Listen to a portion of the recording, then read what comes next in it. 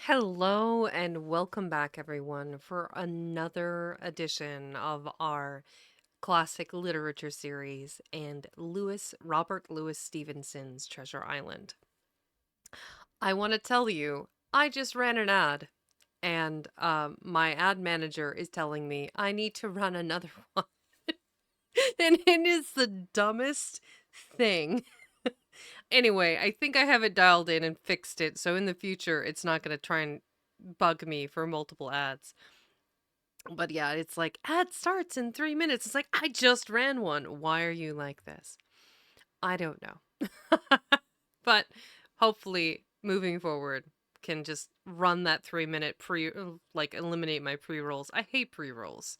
I I don't like it when people just hop in to watch me and enjoy themselves have to like suddenly watch ads. So if I can do the ads in between chapters or in the beginning when I'm kind of dialing everything in, awesome. But here we are, and it's going to yell at me. It's like, run another ad, and I'm not going to snooze it because I need those snoozes for later on down the line. But as we can see, we have the illustrated cover of Treasure Island by Robert Louis Stevenson and the artwork from the novel that I am kind of hashing into this one is by Lewis Reed, who I will talk about on the last episode after we've finished the book. Because if you're going to celebrate the writer, you got to celebrate the artist. You can't have one without the other. So bear with me a second. Let me dial this in, and I'll get this stupid ad out of the way, and then I will be right back.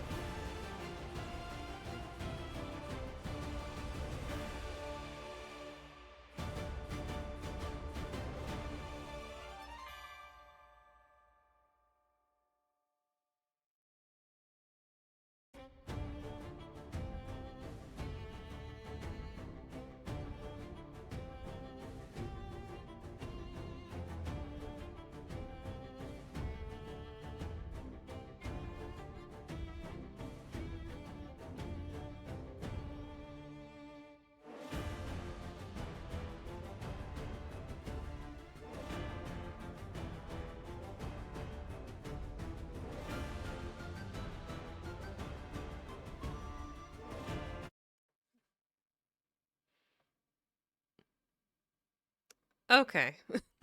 I think we're good for the next hour, so let's get started.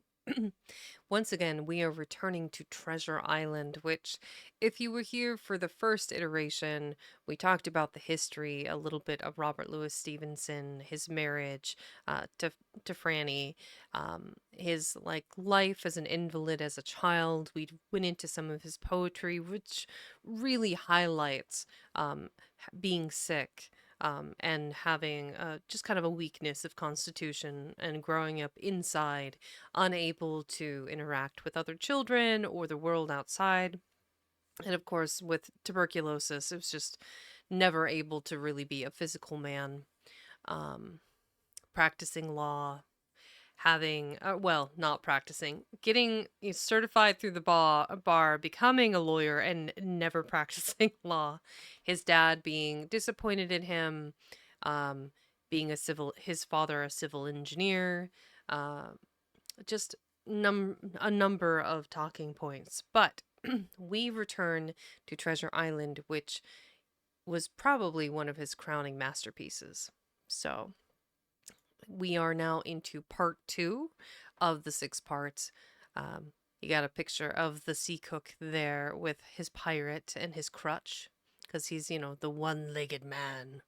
Um, and then we have a chapter from the Gutenberg Library header, which I thought was really nice.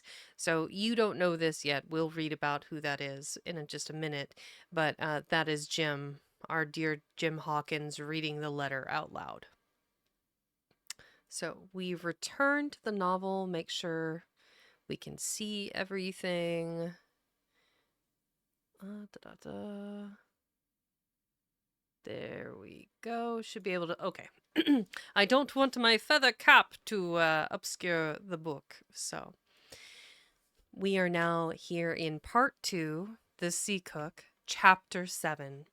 I go to Bristol. It was longer than the squire imagined ere we were ready for the sea, and none of our first plans, not even Dr. Livesey's, of keeping me beside him, could be carried out as we intended. The doctor had to go to London for a physician to take charge of his practice. The squire was hard at work at Bristol, and I lived on at the Hall under the charge of old Redruth, the gamekeeper, almost a prisoner, but full of sea dreams and the most charming anticipations of strange islands and adventures. So that's Jim reading to Redruth there. I brooded by the hour together over the map, all the details of which I well remembered. Sitting by the fire in the housekeeper's room, I approached that island in my fancy. From every possible direction, I explored every acre of its surface. I climbed 1,000 times to that tall hill they call the Spyglass, and from the top enjoyed the most wonderful and changing prospects. Sometimes the isle was thick with savages, with whom we fought, sometimes full of dangerous animals that hunted us, but in all my fancies nothing occurred to me so strange and tragic as our actual adventures. So the weeks passed on, till one fine day there came a letter addressed to Dr. Livesey, with this addition, to be opened in the case of his absence by Tom Redruth, or young Hawkins. Obeying this order, we found, or rather I found, for the gamekeeper was a poor hand at reading anything but print, the following important news. I should put on my map here. Yar, I'm holding a map. Old Anchor Inn, Bristol, March 1st, 17. Dear Livesey, as I do not know whether you are at the Hall or still in London, I send this in double to both places. The ship is bought and fitted. She lies at anchor ready for sea. You never imagined a sweeter schooner. A child might sail her. 200 tons. Name Hispaniola.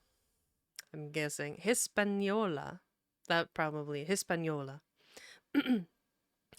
I got her through my friend Blandly, who has proved himself throughout the most surprising trump. The admirable fellow literally slaved in my interest, and so I may say, did everyone in Bristol. As soon as they got wind of the port we sailed for, treasure, I mean, the squire opened his fat mouth. Oh, man. Redruth, said I, interrupting the letter. Dr. Livesey will not like that. The squire has been talking, after all. Well, who's a better right? Growled the gamekeeper. Well, who's a better right? Growled the gamekeeper. A pretty rum of a pretty rum go if squire ain't to talk for Dr. Livesey, I should think. Yep, slowly making myself more piratey. You're accurate. At that, I gave up all attempt at commentary and read straight on. Blandly himself found the Hispaniola, and by the most admirable management got her for the merest trifle. There is a class of men in Bristol monstrously prejudiced against Blandly. They go the length of declaring that this honest creature would do anything for money, that the Hispaniola belonged to him, and that he sold it me absurdly high. To me? Just missing a word there. And that he sold it me absurdly high. The most transparent calumnies? Calumnies. We're gonna learn a new word. Hold on.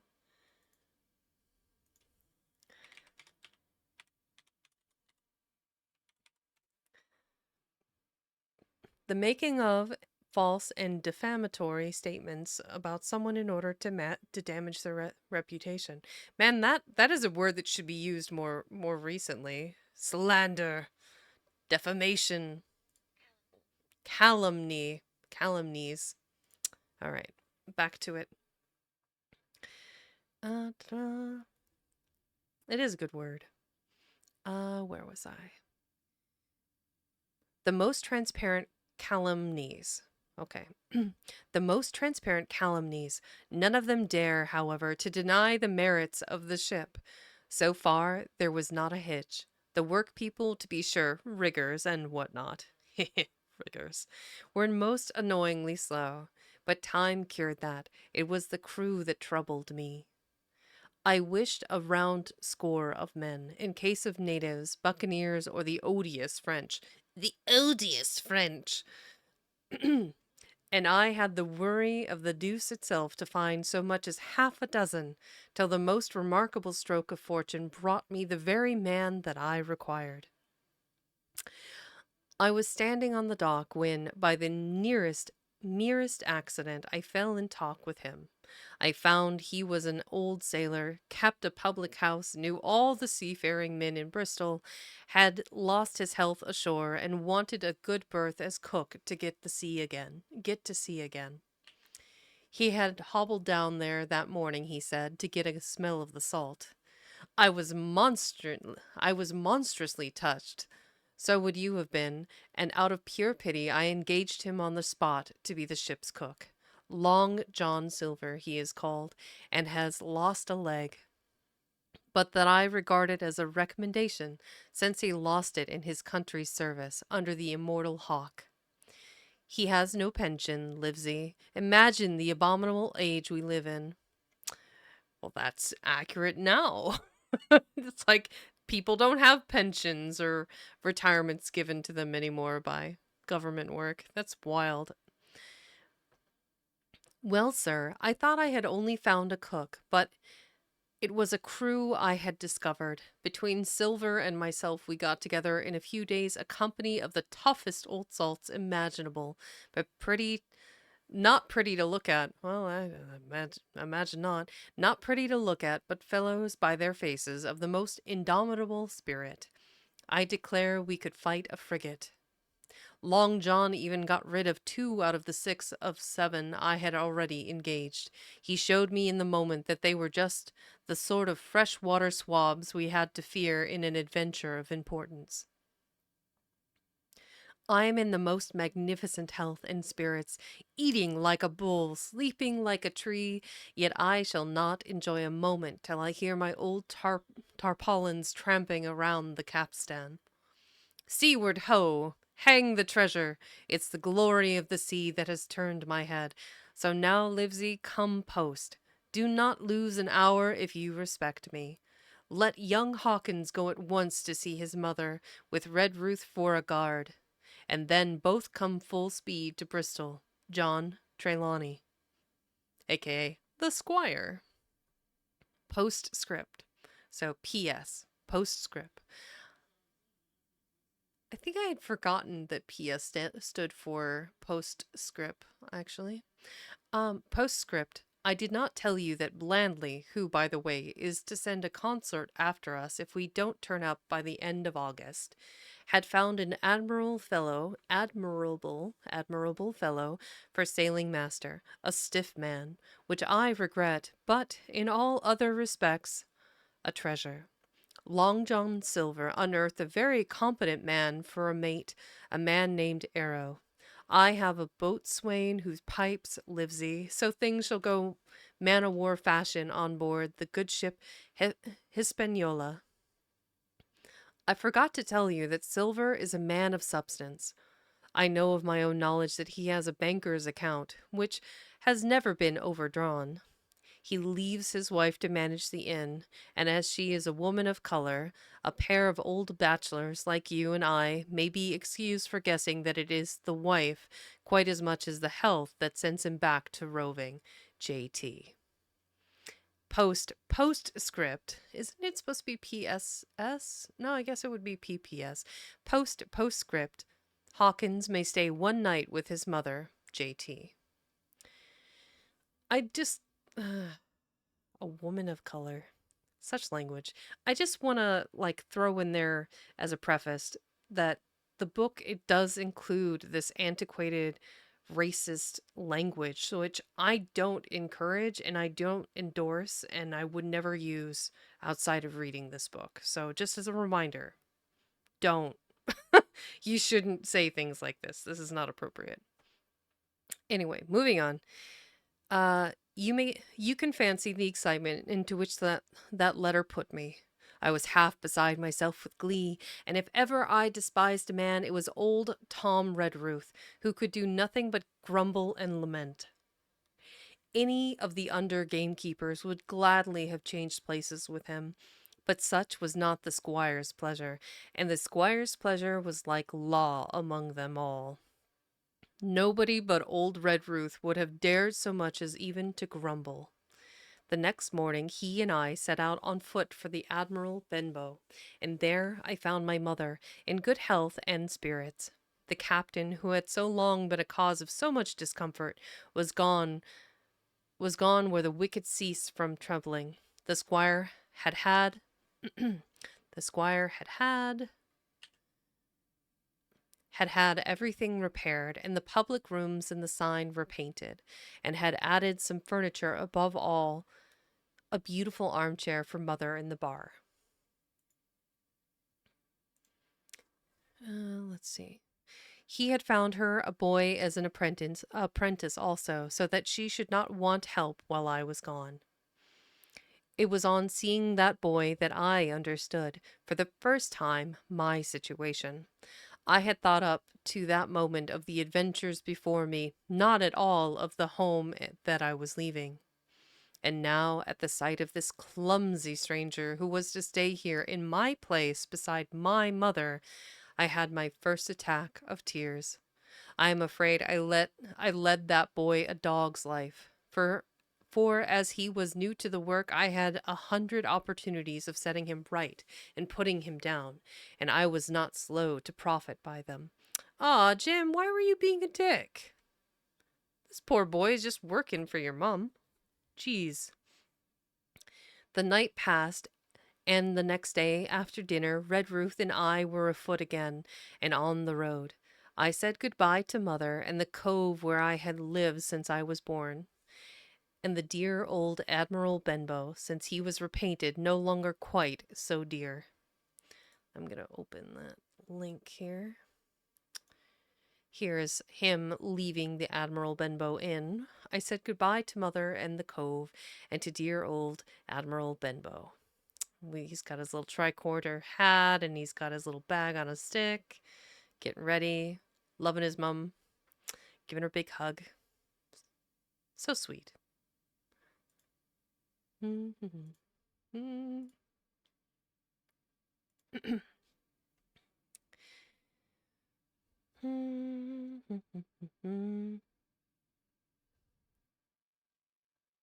Not slow to profit by them. The night passed, and the next day after dinner, blah blah blah. I was not quite one of the last thoughts of. Okay. One of my last thoughts was of the captain, who had so often strode along the beach with his cocked hat, his saber cut cheek, and his old brass telescope. Next moment we had turned the corner, and my home was out of sight. The mail picked us up about dusk at the Royal George on the Heath. Let's see. I was wedged in between Redruth and a stout old gentleman, and in spite of the swift motion and the cold night air, I must have dozed a great deal from the very first, and then slept like a log up hill and down dale through stage after stage, for when I was awakened at last, it was by a punch in the ribs, and I opened my eyes to find that we were standing still before a large building in a city street, and that the day had already broken a long time.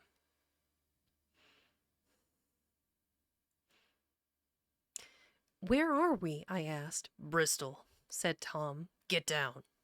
Mr. Trelawney had taken up his residence at an inn far down the docks to superintend the work upon the schooner. Thither we had now to walk, and our way, to my great delight, lay along the quays and up beside the great multitude of ships of all sizes and rigs and nations. In one, sailors were singing at their work; in another, there were men aloft high over my head, hanging to threads that seemed no thicker than a spider's. Though I had lived by the shore all my life, I seemed never to have been near the sea till then. The smell of tar and salt was something new. I saw the most wonderful figureheads that had all been far over the ocean. I saw, besides, many old sailors with rings in their ears and whiskers curled in ringlets and tarry pigtails, and their swaggering, clumsy sea walk. And if I had seen as many kings or archbishops, I could not have been more delighted. And I was going to sea myself, to sea in a schooner, with a piping boatswain and a pig-tailed singing seaman, to sea, bound for an unknown island, and to seek for buried treasures. While I was still in this delightful dream, we came suddenly in front of a large inn, and met Squire Trelawney, all dressed out like a sea officer, in stout blue cloth, coming out of the door with a smile on his face and a capital imitation of a sailor's walk. "Here you are," he cried, and the doctor came last night from London. "Bravo! The ship's company complete." "Oh, sir," cried I, "when do we sail?" "Sail," says he, "we sail tomorrow." Do do do do. Very exciting. Open. I'll grab this. The sign of the spyglass. So this is for the next chapter here. So we are between chapters. It felt pretty fast. It's very exciting. Um, Kind of getting the ball rolling with this. It's very exciting to see the adventure starting to culminate into fruition. So I'm excited, and I'm really happy for all of you that are getting to go along this journey with me. So I just want to take a few moments to say, be hydrated, snack if you need to, stretch if you need to, all that jazz. So um, let me set that there. Okay. Anyway, for context, for all of my beverage gremlin friends, I have coffee, milk, and water because, I have too many beverages. And today's snack is the oat fudge bars that I made from the Nova Scotian recipe. So good. So, so good.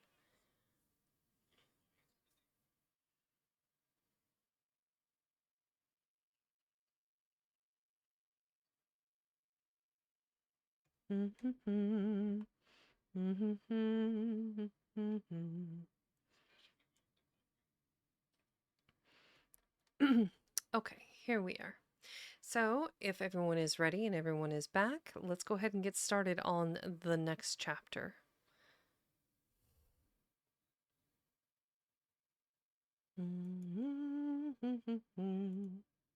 Okay, Chapter 8. At the Sign of the Spyglass.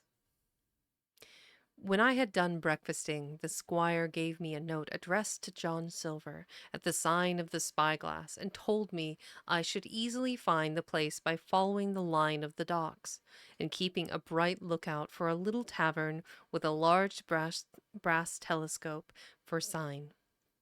I set off, overjoyed at the opportunity to see more of the ships and seamen, seamen, and picked up my way among a great crowd of people and carts and bales.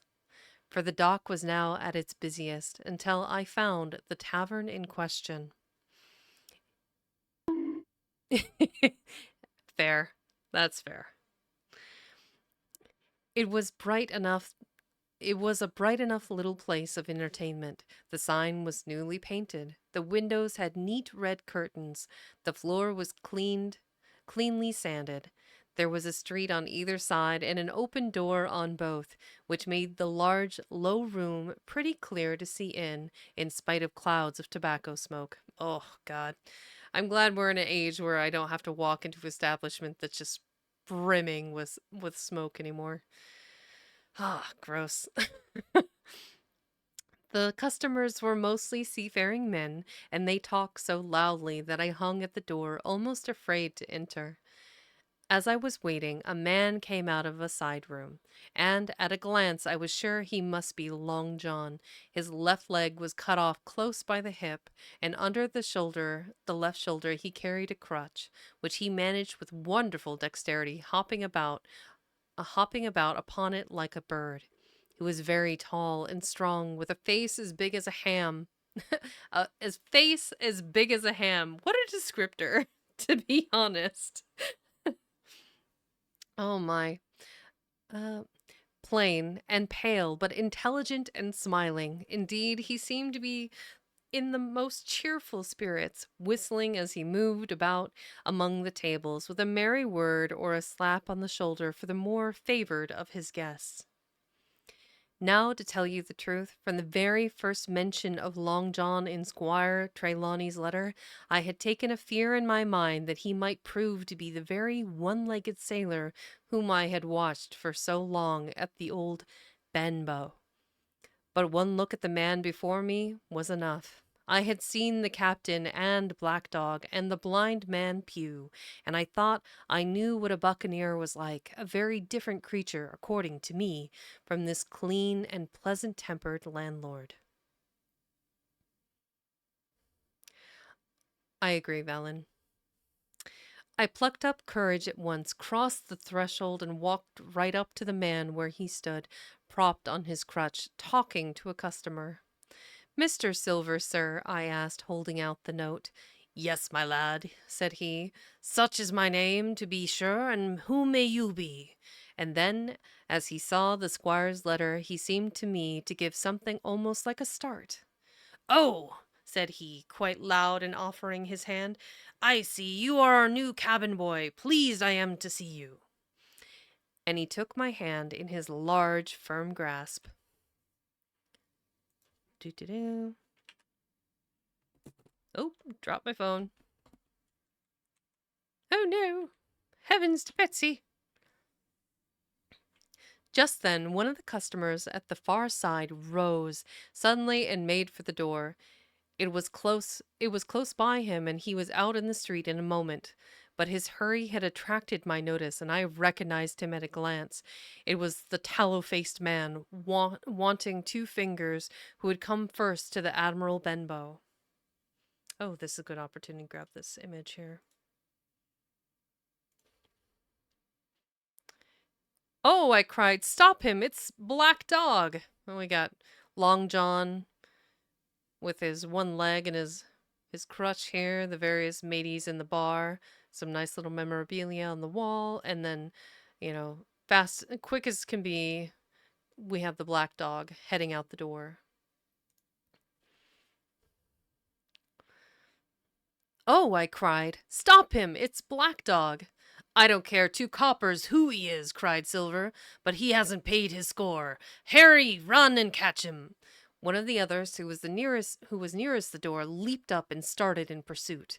If he were Admiral Hawke, he shall pay his score," cried Silver, and then relinquishing my hand, "Who did you say he was?" he asked. "Black what?" "Dog, sir," said I. "Has Mr. Trelawney not told you of the buccaneers? He was one of them." "So?" cried Silver. "In my house, Ben. Run and help Harry. One of those swabs, was he? Was that you drinking with him, Morgan? Step up here." The man whom he called Morgan, an old, gray-haired, mahogany-faced sailor, came forward pretty sheepishly, rolling his quid. "Now, now, Morgan," said Long John very sternly, you never you never clapped your eyes on the black dog before, did you? Now? Did you now?" "Not I, sir," said Morgan with a salute. "Nor you didn't know his name, did you?" "No, sir." "By the powers, Tom Morgan, it's a, it's, it's as good for you." "Oh, Lord," exclaimed the landlord. "If you had been mixed up with the like of that, you would never have put another foot in my house. You may lay to that. And what was he saying to you?" "I don't rightly know, sir," answered Morgan. "Do you I don't know if I can keep this up. It's the back and forth. Da-da-da-da-da. "Do you call that a head on your shoulders or a blessed dead eye?" cried Long John. "Don't rightly know, don't you? Perhaps you don't happen to rightly know who you was speaking to, perhaps. Come now, what was it he John? Voyages, captains, ships, pipe up, what was it?" "He was a talking of keel haulin'," answered Morgan. "Keel haulin', was you? And a mighty suitable thing, too, and you may lay to that. Get back to your place for a lubber, Tom." And then, as Morgan rolled back to his seat, Silver added to me in a confidential whisper that was very flattering, as I thought, "He's a quite an honest man, Tom Morgan." Da da da da. He's quite an honest man, Tom Morgan, only stupid. And now," he ran on again aloud. "Let's see, Black Dog. No, I don't know that name, not I. Yet I kind of think I've seen the swab. He used to come here with a blind beggar, he used." "That he did, you may be sure," said I. "I knew that blind man too. His name was Pew." "It was!" cried Silver, now quite excited. "Pew! That were his name for certain. Ah, he looked a shark, did he? If we run down this Black Dog now, there'll be news for Captain Trelawney. Ben's a good runner. Few seamen run better than Ben. He should run him down and hand over hand. By the powers, he talked to keel-hauling, did he? I'll keel-haul him." All the time he was jerking out these phrases, he was stumping up and down the tavern on his crutch.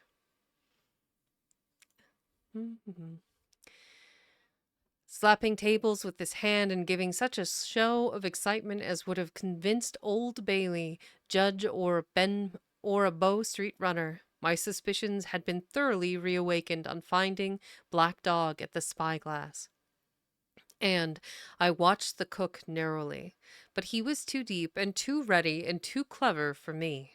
And by the time the 2 men had come back out of breath and confessed that they had lost track in a crowd and been scolded like thieves, I would have gone bail for the innocence of Long John Silver.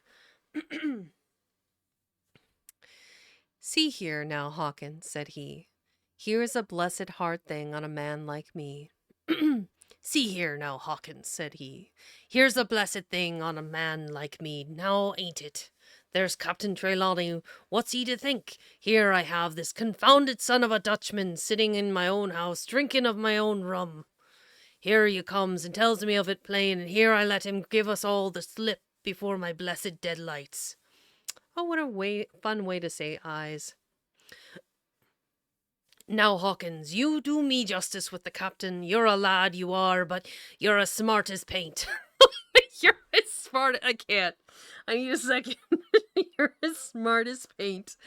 Wow. Savage. I see that when you first came in. Now here it is. What could I do with this old timber I hobble on when I was an A.B. master mariner? I'd have come up alongside of him, hand over hand, and branched him to in embrace. Broached him. And broached him to in a brace of old shakes I would, but now. And then all of a sudden he stopped, and his jaw dropped as though he had remembered something. "The score!" he burst out.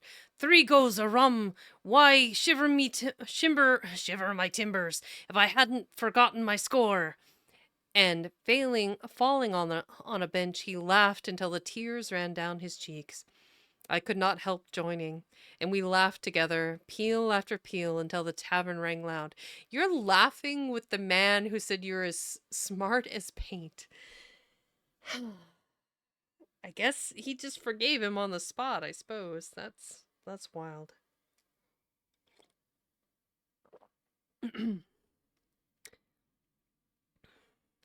"Why, what a precious old sea calf I am," he said, at last wiping his cheeks. "You and me should get on well, Hawkins, for I'll take my Davy. I should be rated ship's boy. But come now, stand by to go about. This won't do. Duty is duty, messmates.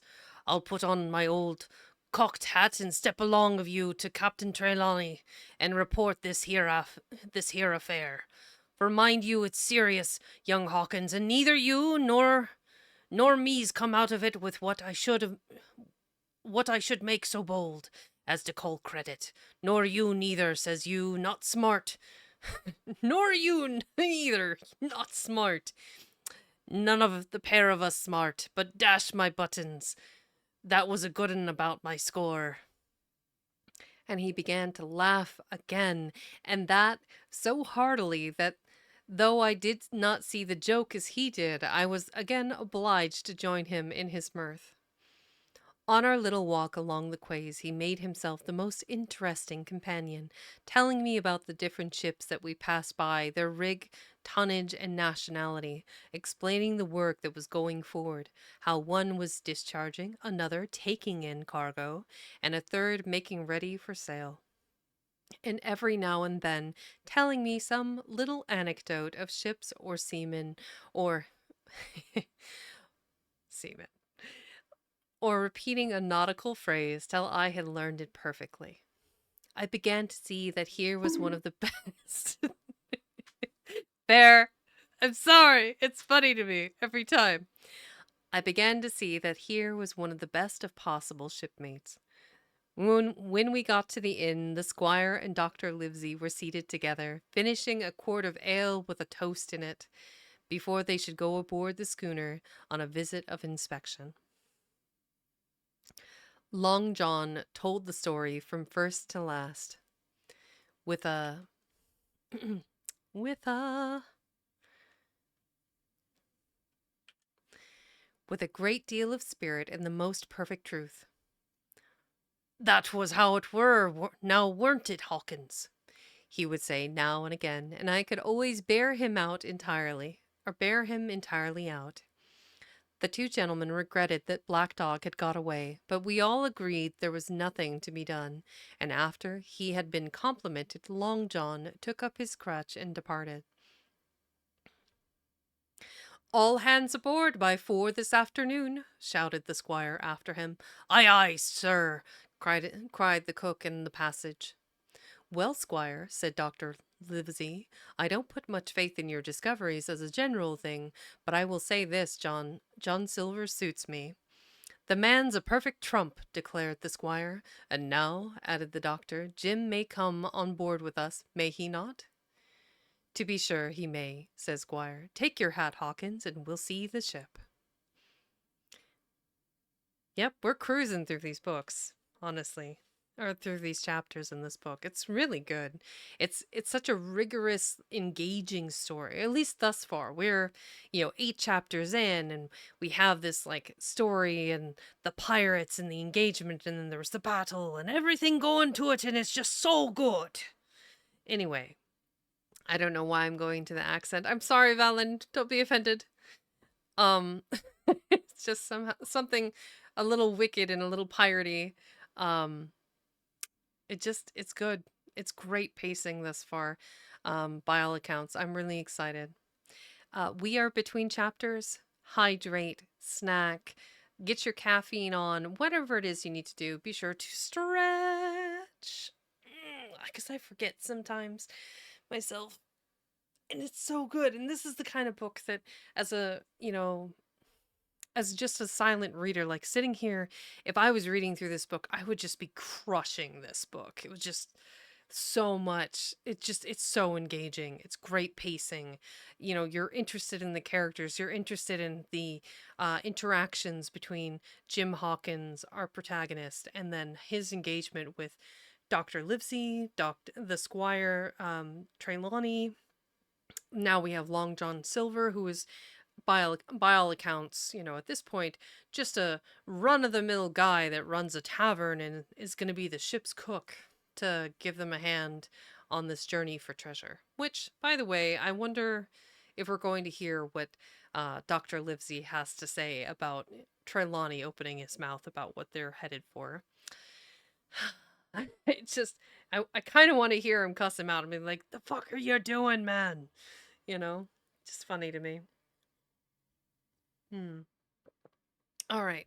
Let's cook through another chapter and then we'll go on an ad break after that. So, we are on to chapter 9, Powder and Arms. Let me grab the cool little picture for that. Do do do do do do do do. Open the link. So we have I'm guessing so 2 of these have to be Dr. Trelawney and the other should be, or not Dr. Livesey and Squire Trelawney have to be 2 of these. I don't know about the third. I suppose we'll find out here shortly. Let's go ahead and pop back over here. Powder and Arms. The Hispaniola lay some way out, and we went under the figureheads and round the sterns of many other ships and their cables, sometimes grated underneath our keel, and sometimes swung above us.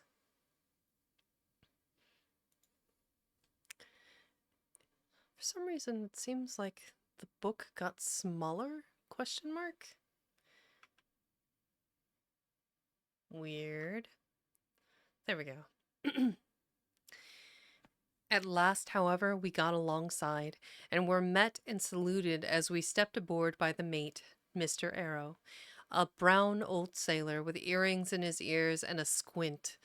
He and the squire were very thick and friendly, but I soon observed that things were not the same between Mr. Trelawney and the captain. Ah, thank you. Always nice to have a new follower. Welcome to my wild reading show. Appreciate you. Lost my train of thought. I'm so excited. And just the growth rate has been incredible since I started this journey, and I'm really excited as we're going along.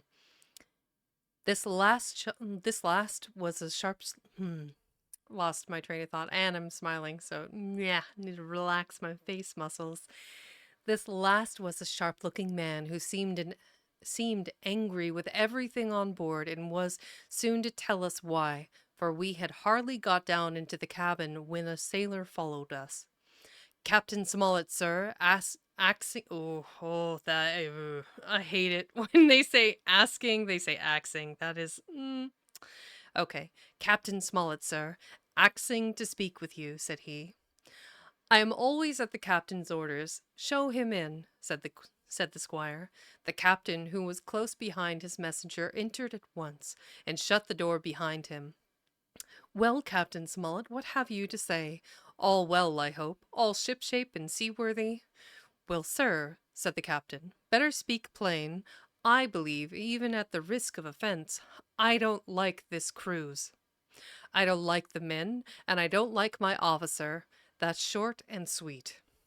Perhaps, sir, you don't like the ship? Inquired the squire, very angry, as I could see. I can't speak as to that, sir, not having seen her tried, said the captain. She seems a clever craft, more I can't say. Possibly, sir, you may not like your employer, either, says the squire. But here Dr. Livesey cut in. Stay a bit, said he, stay a bit. No use of such questions as that, but to produce ill feeling. The captain has said too much, or he has said too little. And I'm bound to say that I require an explanation of his words. You don't, you say, like this cruise? Now why? I was engaged, sir, on what we call sealed orders, to sail this ship for that gentleman where he should bid me, said the captain. So far, so good. But now I find that every man before the mast knows more than I do. I don't call that fair, now, do you? No, said Dr. Livesey, I don't. Next, said the captain, I learn we are going after treasure. Hear it from my own hands, mind you. Now, treasure is ticklish work. I don't like treasure voyages on any account, and I don't like them, above all, when they are secret, and when, begging your pardon, Mr. Trelawney, the secret has been told to the parrot. Silver's parrot? Asked the squire. It's a way of speaking, said the captain. Blabbed, I mean. It's my belief neither of you gentlemen know what you are about, but I'll tell you my way of it, life or death and a close run. That is all clear, and I dare say, true enough, replied Dr. Livesey. We take the risk, but we are not so ignorant as you believe us. Next, you say you don't like the crew. Are they all not good seamen? I don't like them, sir, returned Captain Smollett, and I think I should have had the choosing of my own hands if you go to that. Perhaps you should, replied the doctor. My friend should perhaps have taken you along with him, but the slight of it but the slight, if there be one, was unintentional.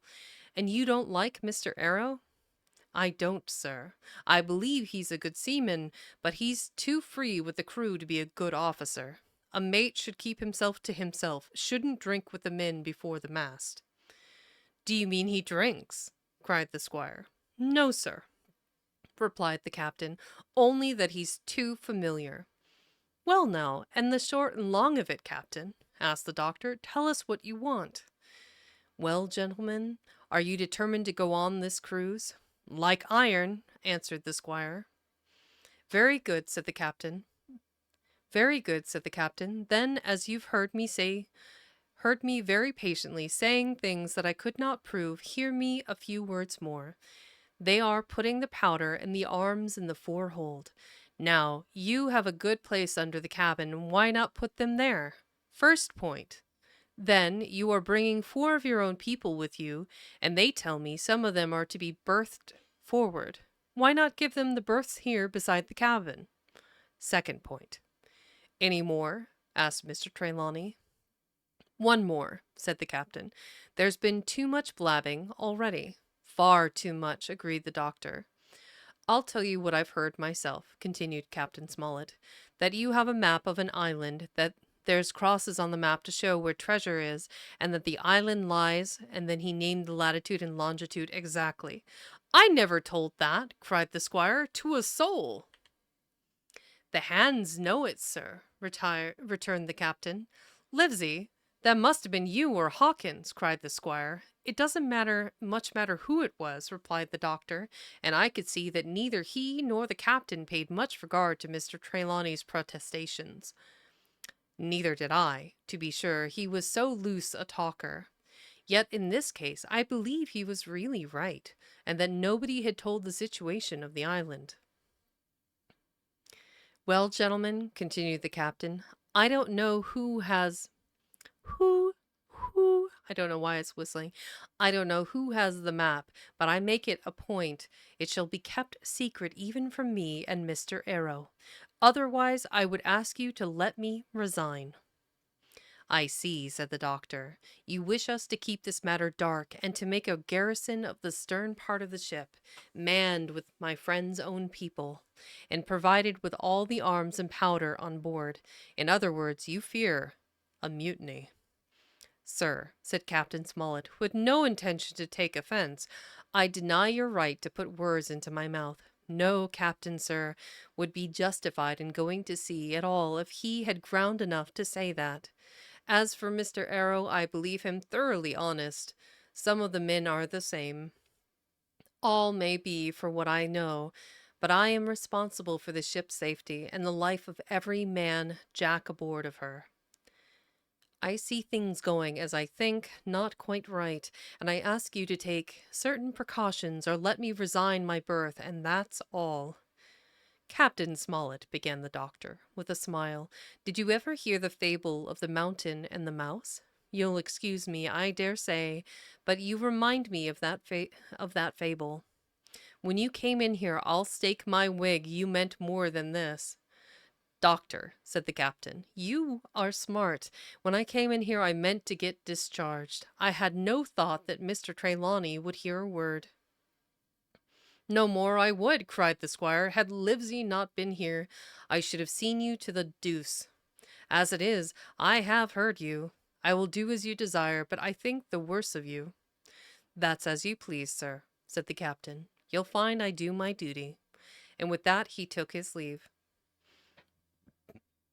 Trelawney, said the doctor, contrary to all my notions, I believe you have managed to get 2 honest men on board with you, that man and John Silver. Dun dun dun, plot twist! Silver, if you like, cried the squire, but as for that intolerable humbug, I declare I think his conduct unmanly, unsailorly, and downright un-English. Well, says the doctor, we shall see.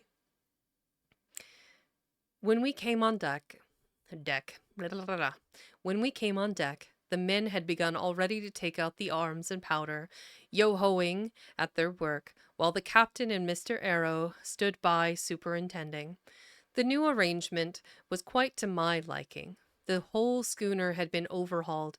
6 berths had been made astern, out of what had been the after part of the main hold, and this set of cabins was only joined to the galley and forecastle by a spared passage on the port side. It had been originally meant that the captain, Mr. Arrow, Hunter, Joyce, the doctor, and the squire were to occupy these 6 berths. Now, Redruth and I were to get 2 of them, and Mr. Arrow and the captain were to sleep on deck in the companion, which had been enlarged on each side till you might also almost have called it a roundhouse. Very low it was still, of course, but there was room to swing 2 hammocks, and even the mate seemed pleased with the arrangement. Even he, perhaps, had been doubtful as to the crew, but that is only guess, for, as you shall hear, we had not long the benefit of his opinion. We were all hard at work, changing the powder in the berths, when the last man or two, and Long John along with them, came off in a shore boat. The doctor came up the side like a monkey for cleverness. The cook came up the side like a monkey for cleverness, and as soon as he saw what was doing, "So ho, mates," says he, "what's this?" "We're a changin' of the powder, Jack," answers one. "Why, by the powers," cried Long John, "if we do, we'll miss the morning tide." "My orders," said the captain shortly. "You may go below, my man. Hands will want supper." "Aye, aye, sir," answered the cook, and touching his forelock, he disappeared at once in the direction of his galley. "That's a good man, captain," said the doctor. "Very likely, sir," replied Captain Smollett. "Easy with that man. Easy with that, men, easy." He ran on to the fellows who were shifting the powder, and then suddenly observing me examining the swivel, he carried amidships a long brass nine. "Here, you ship's boy," he cried, "out of that! Off with you to the cook and get some work." And then, as I was hurrying off, I heard him say, quite loudly, to the doctor, "I'll have no favorites on my ship." I assure you I was quite of the squire's way of thinking, and hated the captain deeply. Since I don't think I can finish another whole chapter before I get interrupted, I will go on a quick be right back screen and run that silly little 3-minute ad, and then we can get through another few chapters uninterrupted. So I will be right back.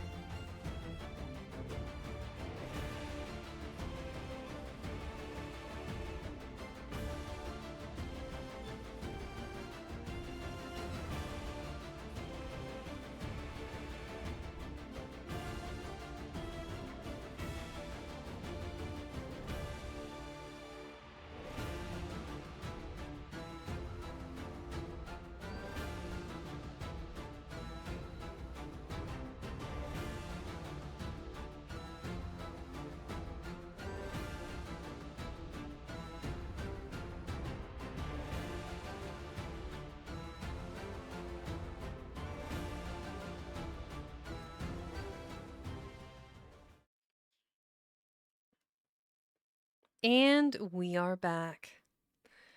Hey everyone, thanks again for sticking with me through these silly ads that we have to do. That's the only disadvantage I feel between being an affiliate and a just a regular streamer is that you don't when you're not an affiliate or higher, you don't have to run ads. But as an affiliate, I get a lot more cool things to share with you guys, like these cool channel point things, the custom emotes, the just the little flavor bits that make things more unique of an experience for you as the viewer, or, and in my case, I guess, a listener, while I ramble. So here is the header for chapter 10. We've got Long John himself sitting in the galley with his pretty little parrot, quite literally, parrot in a cage. And then we have, I'm guessing that might be a young Jim just sitting in the galley listening to stories by Long John Silver. We'll just call him John Silver for short. Okay, we are on chapter 10, The Voyage. All that night we were in a great bustle, getting things stowed in their place, and boatfuls of the squire's friends, Mr. Blandley, and the like, coming off to wash, coming off to wish him a good voyage and a safe return. We never had a night at the Admiral Benbow when I had half the work, and I was dog-tired when, a little before dawn, the boatswain sounded his pipe, and the crew began to man the capstan bars. I might have been twice as weary, yet I would not have left the deck. All was so new and interesting to me.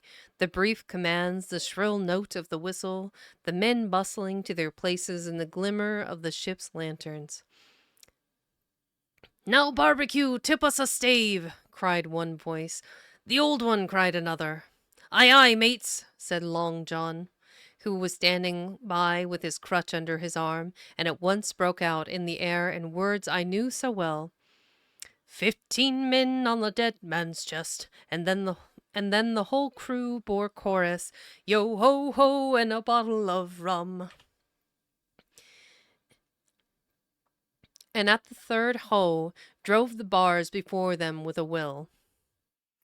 You know, I do not understand. This is clearly a ink drawing of of Jim saying goodbye to his mother, which in a very affectionate way, mind you. My goodness. Full on the mouth. Wild. And at the third ho drove the bars before them with a will. Even at that exciting moment, it carried me back to the old Admiral Benbow. It's his mother. Yeah, I don't kiss my mother like that, or my dad. Maybe the cheek or the forehead. That's weird. Even at the exciting moment, it carried me back to the old Admiral Benbow in a second, and I seemed to hear the voice of the captain piping in the chorus. But soon the anchor was short up. Soon it was hanging, dripping at the bows. Soon the sails began to draw, and the land and shipping to flit by on either side, and before I could lie down to snatch an hour of slumber, the Hispaniola had begun her voyage to the Isle of Treasure. I'm not going to relate that voyage. I'm not going to relate that voyage in detail. It was fairly prosperous. The ship proved to be a good ship. The crew were capable seamen, and the captain thoroughly understood his business. But before we came the length of Treasure Island, 2 or 3 things had happened which require to be known. Mr. Arrow, first of all, turned out even worse than the captain had feared. He had no command among the men, and people did what they pleased with him. But that was by no means the worst of it, for after a day or two at sea he began to appear on deck with hazy eye, red cheeks, stuttering tongue, and other marks of drunkenness. Time after time he was ordered below in disgrace. Sometimes he fell and cut himself, sometimes he lay all day long in his little bunk at one side of the companion. Sometimes for a day or two he would be almost sober and attend to his work at least passably. In the meantime, we could never make out where he got the drink. That was the ship's mystery. Watch him as we pleased, we could do nothing to solve it. And when we asked him to his face, he would only laugh. If he were drunk, and if he were sober, deny solemnly that he ever tasted anything but water. He was not only useless as an officer, and a bad influence among the men, but it was plain that at this rate he must soon kill himself outright, so nobody was much surprised, nor very sorry, when one dark night with a head sea he disappeared entirely and was seen no more.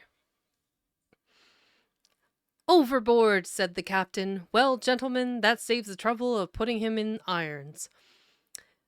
But there we were, without a mate, and it was necessary, of course, to advance one of the men. The boatswain, Job Anderson, Job Anderson was the likeliest man aboard, and though he kept his old title, he served in a way as mate. Mr. Trelawney had followed the sea, and his knowledge made him very useful, for he often took a watch himself in easy weather. And the coxswain, Israel Hands, was a careful, wily, old, experienced seaman who could be trusted at a pinch with almost anything. He was a great confidant of Long John Silver, and so the mention of his name leads me on to speak of our ship's cook, Barbecue, as the men called him. Aboard ship, he carried his crutch by a lanyard round his neck, to have both hands as free as possible. It was something to see him wedge the foot of the crutch against the bulkhead, and propped against it, yielding to every movement of the ship, get on with his cooking like someone safe ashore.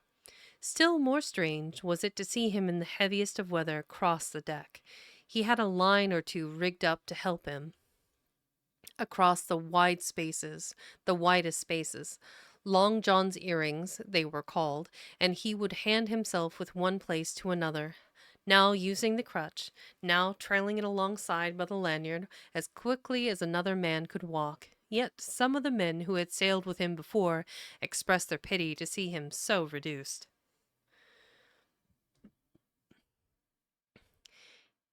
"He's no common man, Barbecue," said the coxswain to me. "He's no common man, Barbecue," said the coxswain to me. "He had good schooling in his young days, and can speak like a book when so minded, and brave. A lion's nothing alongside of Long John. I seen him grapple four and knock their heads together, him unarmed." All the crew respected and even obeyed him. He had a way of talking to each and doing everybody some particular service. To me, he was unweariedly kind, and always glad to see me in the galley, which he kept as clean as a new pen, the dishes hanging up burnished, and his parrot in a cage in one corner. Let me grab that image here. Yeah, at the beginning, his bird and the dishes hanging up, and him just sitting there having Jim. So that is Jim. "Come, away, Hawkins," he would say. "Come and have a yarn with John. Nobody more welcome than yourself, my son. Sit you down and hear the news.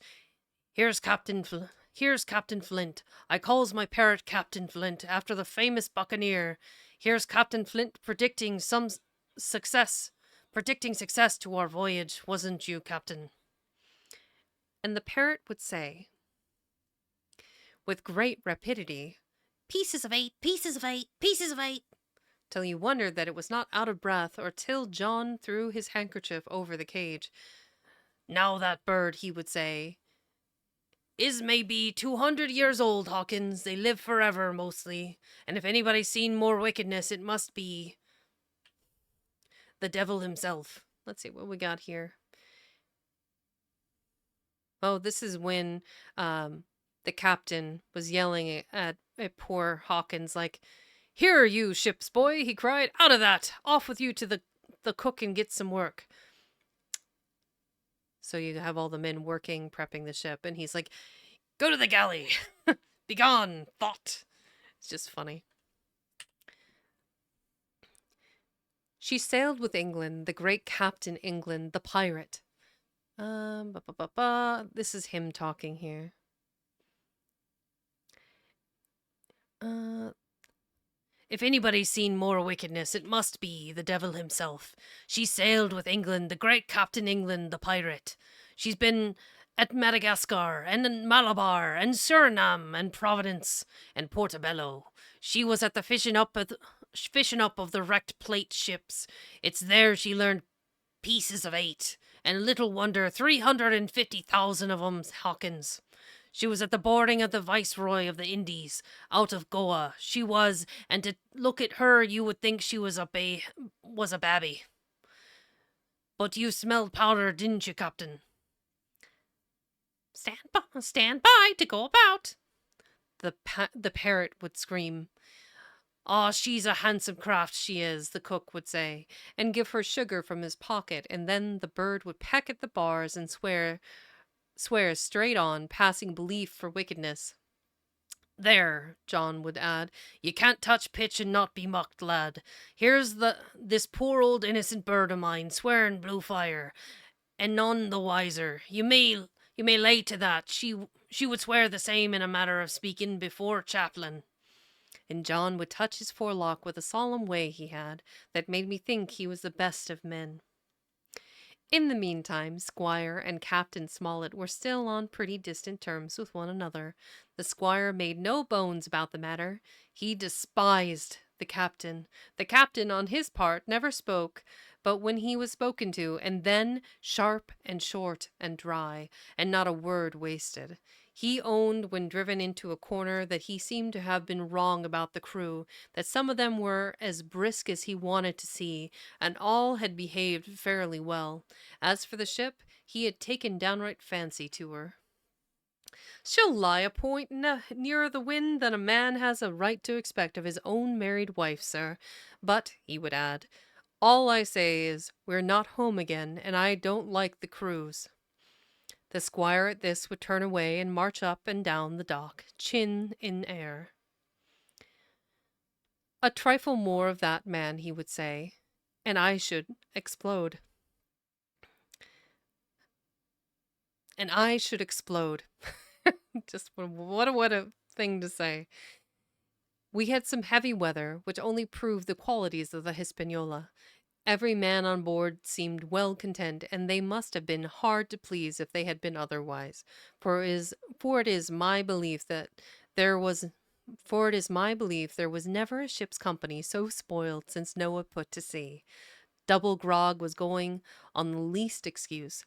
There was duff on odd days, as, for instance, if the squire heard it was any man's birthday, and always a barrel of apples standing broached in the waist for anyone to help himself that had a fancy. Oh, good, they're preventing scurvy. Very smart. Never knew good come of it yet, the captain said to Dr. Livesey. "Spoil fossils' hands, make devils, that's my belief." Foxel? What is that? What is that word supposed to be? I have no idea. There's not enough letters in it. Fossils? Fossils? I don't know. That's my belief. But good did come of the apple barrel, as you shall hear, for it had not been for that we should have had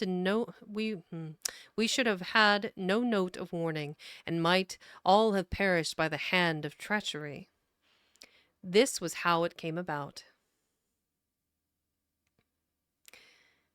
We had run up the trades to get the wind of the island we were after, and I'm not allowed to be more plain, and now we were running down for it with a bright lookout day and night.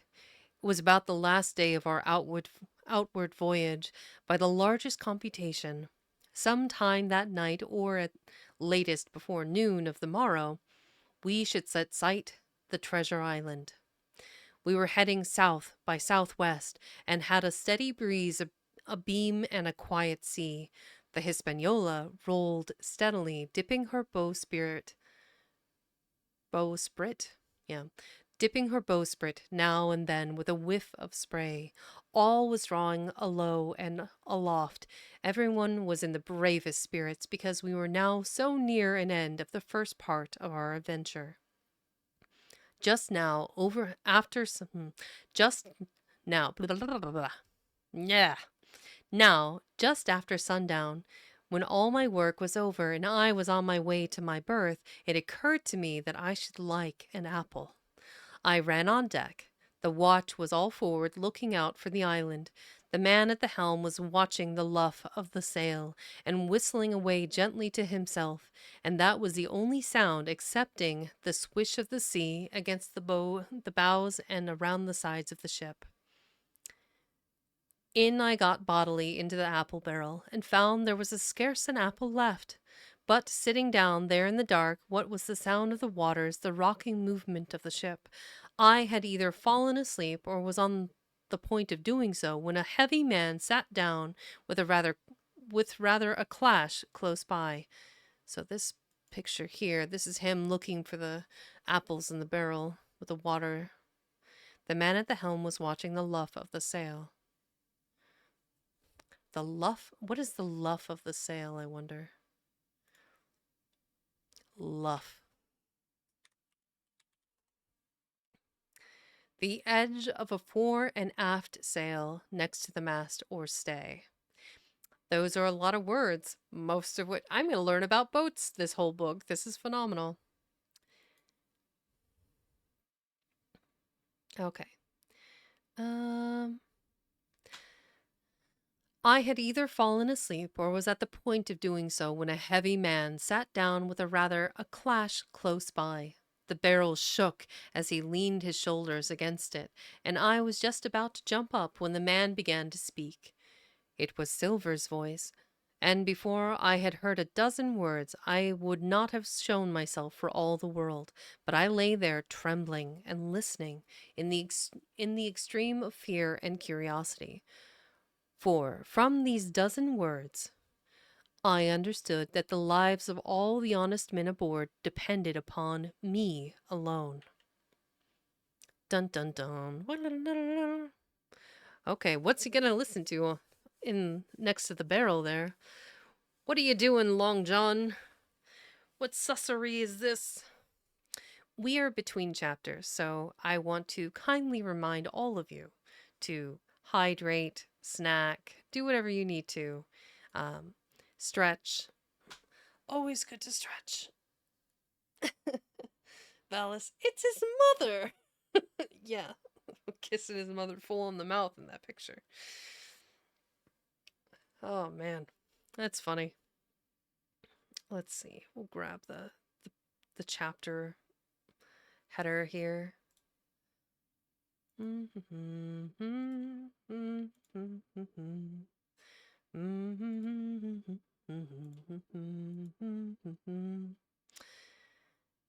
So this will be what's happening here.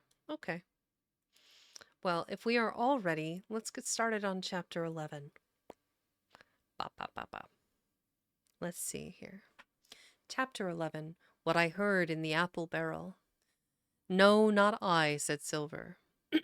No, not I, said Silver. Flint was captain, I was quartermaster, along of my timber leg. The same broadside I lost my leg, old Pew lost his deadlights. It was a master surgeon, him that amputated me out of college, and all Latin by the bucket, and what not, but he was hanged like a dog, and sun-dried like the rest, at Corso Castle. That was Robert's man, that was, and comed of changing names to their ships, Royal Fortune, and so on. Now, what a ship was christened, so let her stay, I says. So it was with the Cassandra, as brought us all safe home from Malabar, after England took the viceroy of the Indies. So it was with the old walrus Flint's old ship, as I've seen amuck with the red blood and fit to sink with gold. Ah! Cried another voice that was the youngest hand on board, and evidently full of admiration. He was the flower of the flock, was Flint. Davis was a man too, by all accounts, said Silver. I never sailed along of him. First was England, then with Flint. That's my story. And now here on my own account, in a manner of speaking, I laid by 900 safe from England, and 2,000 after Flint. That ain't bad for a man before the mast. All safe in bank. Tain't earning now, it's saving does it. You may lay to that. Where's all England's men now, I don't know. Where's Flint's? Why, most of 'em aboard here and glad to get the duff. Been begging before that, some on 'em. Old Pew has lost his sight and might have thought shame. Spends £1,200 in a year, like a lord in Parliament. Where is he now? Well, he's dead now and under hatches. But for 2 years before that, shiver my timbers, the man was starving. He begged and he stole and he cut throats and starved at that, by the powers. Just wanted to... So we looked at the first chapter header here for chapter 11. But here's dear Hawkins sitting inside the barrel listening while Long John is telling stories to the crew.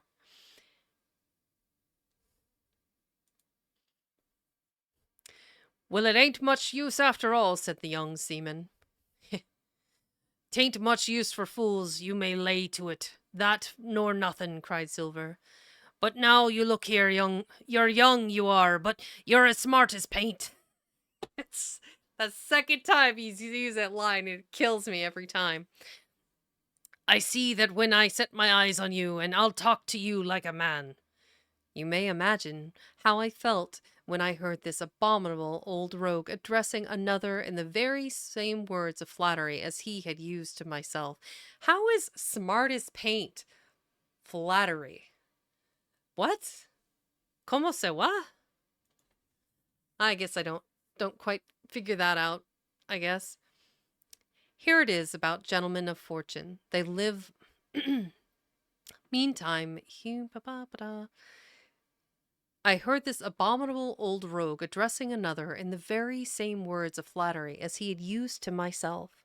I think, if I had been able, that I would have killed him through the barrel. Meantime he ran on, little supposing he was overheard. Here it is about gentlemen of fortune. They lives rough and they risk swinging, but they eat and drink like fighting cocks. And when a cruise is done, why, it's hundreds of pounds instead of hundreds of farthings in their pockets. Now the most goes for rum and a good fling, and to sea again in their shirts. But that's not the course I lay. I puts it all away, same here, some there, some here, some there, and none too much anywheres, by reason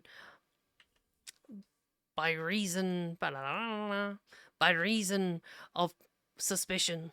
I'm 50, mark you. Once back from this cruise, I set up gentlemen in earnest. Time enough, too, says you. Ah, but I've lived easy in the meantime, never denied myself nothing.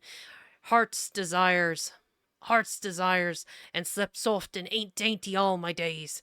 But when at sea, and how did I begin? Before the mast, like you. Well? Well, said the other. But all the other money's gone now, ain't it? You daren't show face in Bristol after this. Why, where might you suppose it was? Asked Silver derisively. At Bristol, in banks and places, and answered his companion. It were, said the cook. It were when we weighed anchor, but my old Mrs. I'm guessing it's have it. But my old Mrs. have it all by now. And the spyglass is sold, lease and goodwill and rigging, and the old girl's off to meet me. I would tell you where, for I trust you, but it would make jealousy among the mates. And can you trust your missus? asked the other. Gentlemen of fortune, returned the cook, usually trust little amongst themselves. And right they are, you may lay to it, but I have a way with me, I have. When a mate brings a ship on his cable, one as knows me, I mean, it won't be in the same world with old John. There were some that feared of Pew, and some that feared of Flint, but Flint his own self was feared of me. Feared he was and proud. They was the roughest crew afloat, was Flint's. The devil himself would have feared to go to sea with them. Well, now I tell you, I'm not a boasting man, and you seen yourself how easy I keep company. But when I was quartermaster, lambs wasn't the word for Flint's old buccaneers. Ah, you may be sure of yourself in old John's ship." "Well, I tell you now," replied the lad, "I didn't have a quarter like the job till I had this talk with you, John, but there's my hand on it now." "And a brave lad you were, and smart too," answered Silver, shaking hands so heartily that all the barrels shook.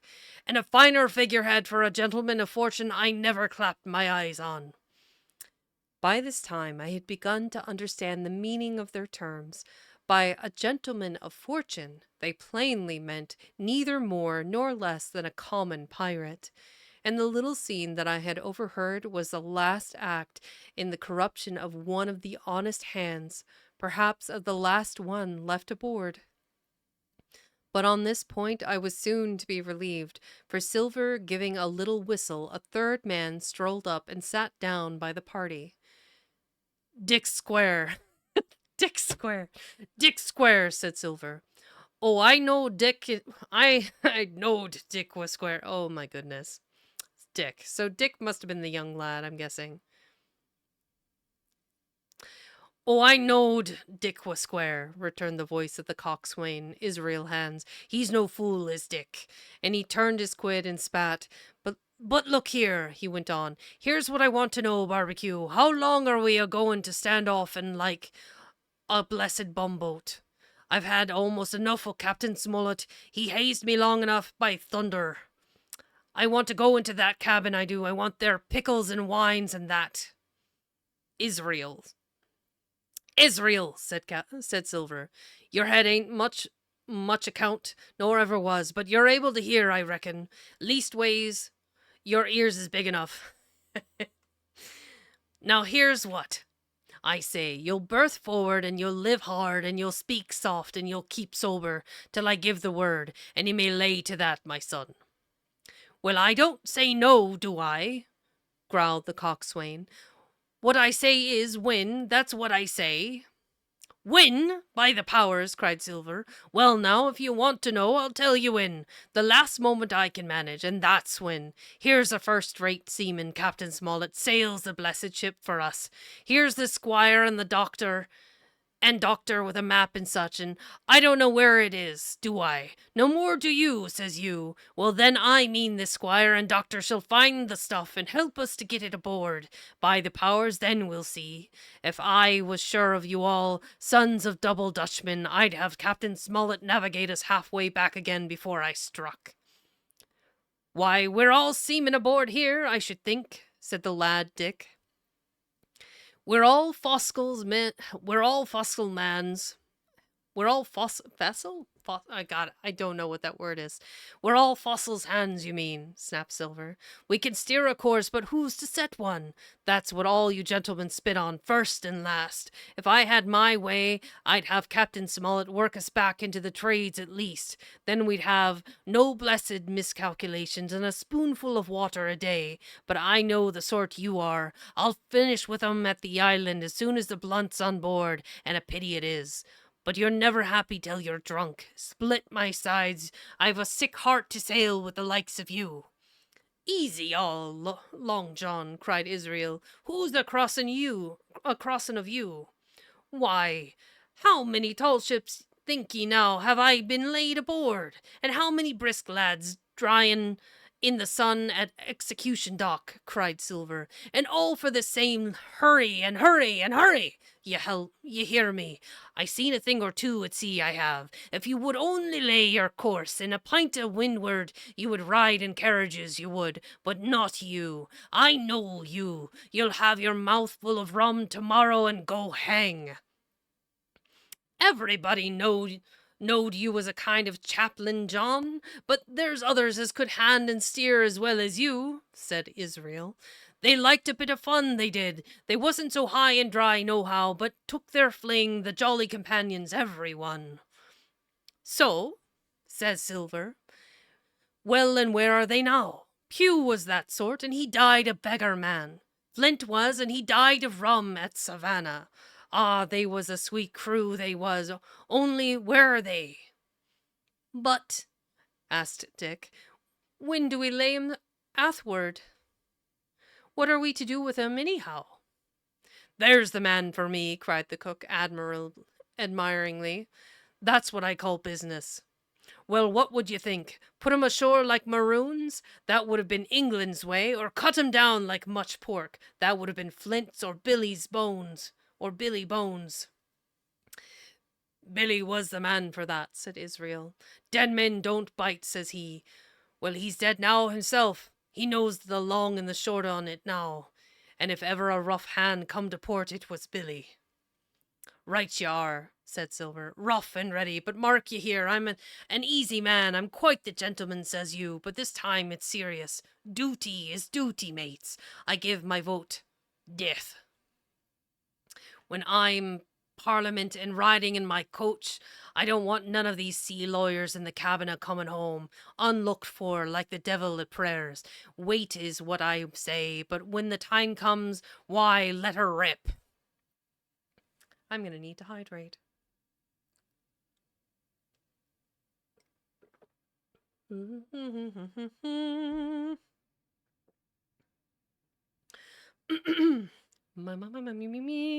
There we go. "John," cries the coxswain, "you're a man." "You'll say so as Israel when you see," said Silver. "Only one thing I claim Trelawney. I'll wring his calf's head off his body with these hands, Dick. Dick," he added, breaking off, you just jump up like a sweet lad and get me an apple to wet my pipe like." You may fancy the terror I was in. I should have leaped out and run for it if I had found the strength, but my limbs and heart alike misgave me. I heard Dick begin to rise, and then someone seemingly stopped him, and the voice of Hans exclaimed, "Oh, stow that! Don't you get sucking of the bilge, John. Let's have a go of the rum." "Dick," said Silver, "I trust you. I've a gauge on the keg, mind. There's the key. You fill a pannikin and bring it up." Terrified as I was, I could not help thinking to myself that this must have been how Mr. Arrow got the strong waters that destroyed him. Dick was gone but a little while, and during his absence Israel spoke straight on in the cook's ear. It was but a word or two that I could catch, and yet I gathered some important news, for, besides other scraps that tended to the same purpose, this whole clause was audible. "Not another man of them, I'll jine." "Not another man of them, I'll jine." Hence there were still faithful men on board. When Dick returned, one after another of the trio took the pannikin and drank one to luck, another with a "Here's to old Flint," and Silver himself saying in a kind of song, "Here's to ourselves and hold your luff, plenty of prizes and plenty of stuff." Just then a sort of brightness fell upon me in the barrel, and looking up I found the moon had risen, and was silvering the mizzen top, and shining white on the luff of the foresail, and almost at the same time the voice of the lookout shouted, "Land ho!" What's this picture here? Here he is telling the stories. This is another version of Jim and the barrel, different art style on this one. I don't know, I like this one better. He's like right there. The weight of Long John slamming against the box, that was just like described. And here he is, talking to all of the mates. And I'm guessing young Dick must be one of these. Dunno. Let's see. Let's go back to it. So we are again between chapters. And let me see what we got cooking right now. We got another half an hour before we need to do another quote-unquote ad break. So that being said, let me grab the art. This hasn't happened yet for the Captain Smollett. Yep, you're on to something. Drink water. Become moist. You're right. Don't forget You're to right. stretch. You're right. I think there's a little bit of a delay on the audio and the image for that one. I'll have to get the stretch one figured out because it's like boom. Snack time! Okay, all the things. All right, I'm sorry. I'll have my snack. Which today, if I didn't already mention, is an oat fudge bar that I made from a recipe that I found in Nova Scotia, which is reminiscent of. I don't know if all of my listeners have ever been there, but there was this store called Borders Books and Music. It was kind of like, I guess, I'm trying to remember the name of the other bookstore that's really popular. Uh, It'll come to me. Anyway, so it had like kind of like a Starbucks, but it was a different place. It was called Seattle's Best. Was inside of Borders Books Barnes and Nobles. Thank you. So it's like Barnes and Nobles meets and Starbucks together, but not neither of those two things. Um, they honestly had a much better music selection. I felt like it was easier to navigate. They had a whole swath of cool um, stationery, wrapping paper, beautiful pens and inks and markers, and a lot more kind of neater stuff for someone that wants to write on their own. But they had a cafe that was Seattle's best. Like I said, like Starbucks, but not the same. And as a young person, many years ago, like 30 years ago, um I would go into Borders Books and Music, and with some of my first paychecks from any of the jobs that I had, working at a movie theater, working in an art gallery, I would blow the entire load at Borders Books and Music on books. So many books. Like, I read classic literature, science fiction, fantasy, horror, it pretty much anything fictiony, maybe a little bit of history, maybe a little bit of biographies, but I mean, I love a good story, a good yarn, seems appropriate to say. But this is an oat fudge bar, so it's kind of somewhere between like an oatmeal cookie that's really soft and chewy, and then a layer of fudge, and there's rolled oats kind of wedged in there. It's so good, so good. Mm. Fair. It's good. It's a good treat. It goes well with either the milk or the coffee. Maybe not so much the water. Mm. Mm-hmm. Speaking of coffee. Mm. Give you those ASMR drinking sounds.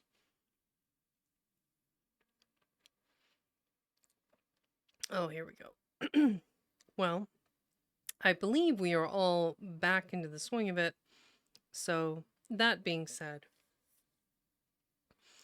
if everyone is ready, let me pull up.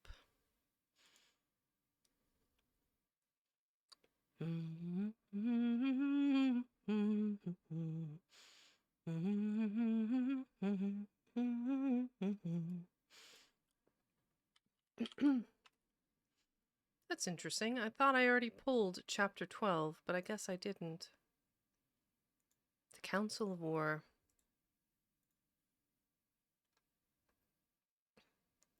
Okay, here we go. This is the header for chapter 12. So on the deck we have Long John, and I'm assuming if he's reading a map, this might be Trelawney. We'll find out surely in the next few moments. Chapter 12, Council of War. There was a great rush of feet across the deck. I could hear people tumbling up from the cabin and the forecastle, and slipping in an instant. Outside my barrel, I dived behind the foresail, made a double toward the stern, and came out upon the open deck in time to join Hunter and Dr. Livesey in the rush for the weather bow. There all hands were already congregated. A belt of fog had lifted almost simultaneously with the appearance of the moon. Away to the southwest of us, where saw for the southwest of us,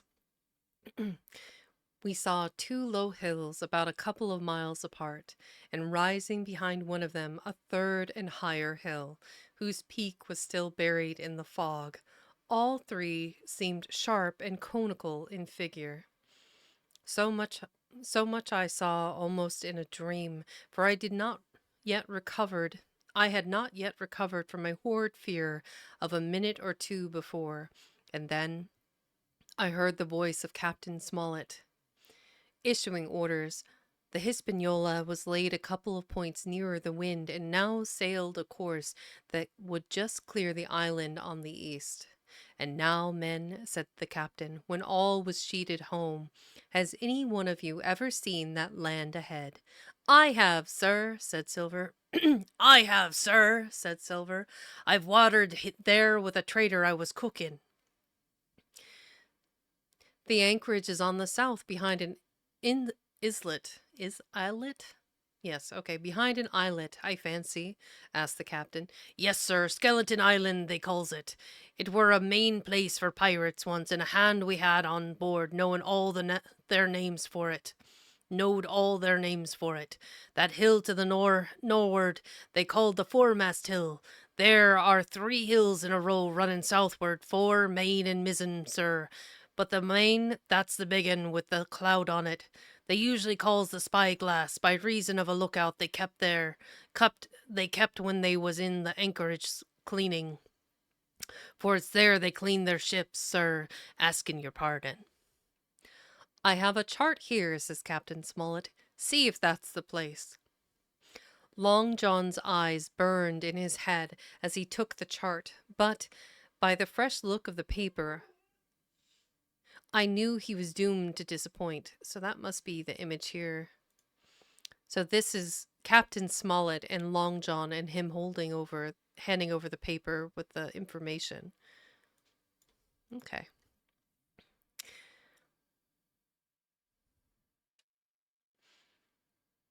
This was not okay, I knew he was doomed to disappointment. Okay. Long John's eyes burned in his head as he took the chart, but by the fresh look of the paper, I knew he was doomed to disappointment. This was not the map we found in Billy Bones' chest, but an accurate copy, complete in all things, names and heights and soundings, with the single exception of the red crosses and the written notes. Sharp as Sharp as must have been his annoyance, Silver had the strength of mind to hide it. Yes, sir, said he, this is the spot to be sure, and very prettily drawn out. Who might have done that, I wonder? The pirates were too ignorant, I reckon. Aye, here it is. Captain Kidd's anchorage, just the name my shipmate called it. There's a strong current runs along the south, and then away norward up the west coast. Right you are, sir, says he, to haul your wind and keep the weather of the island.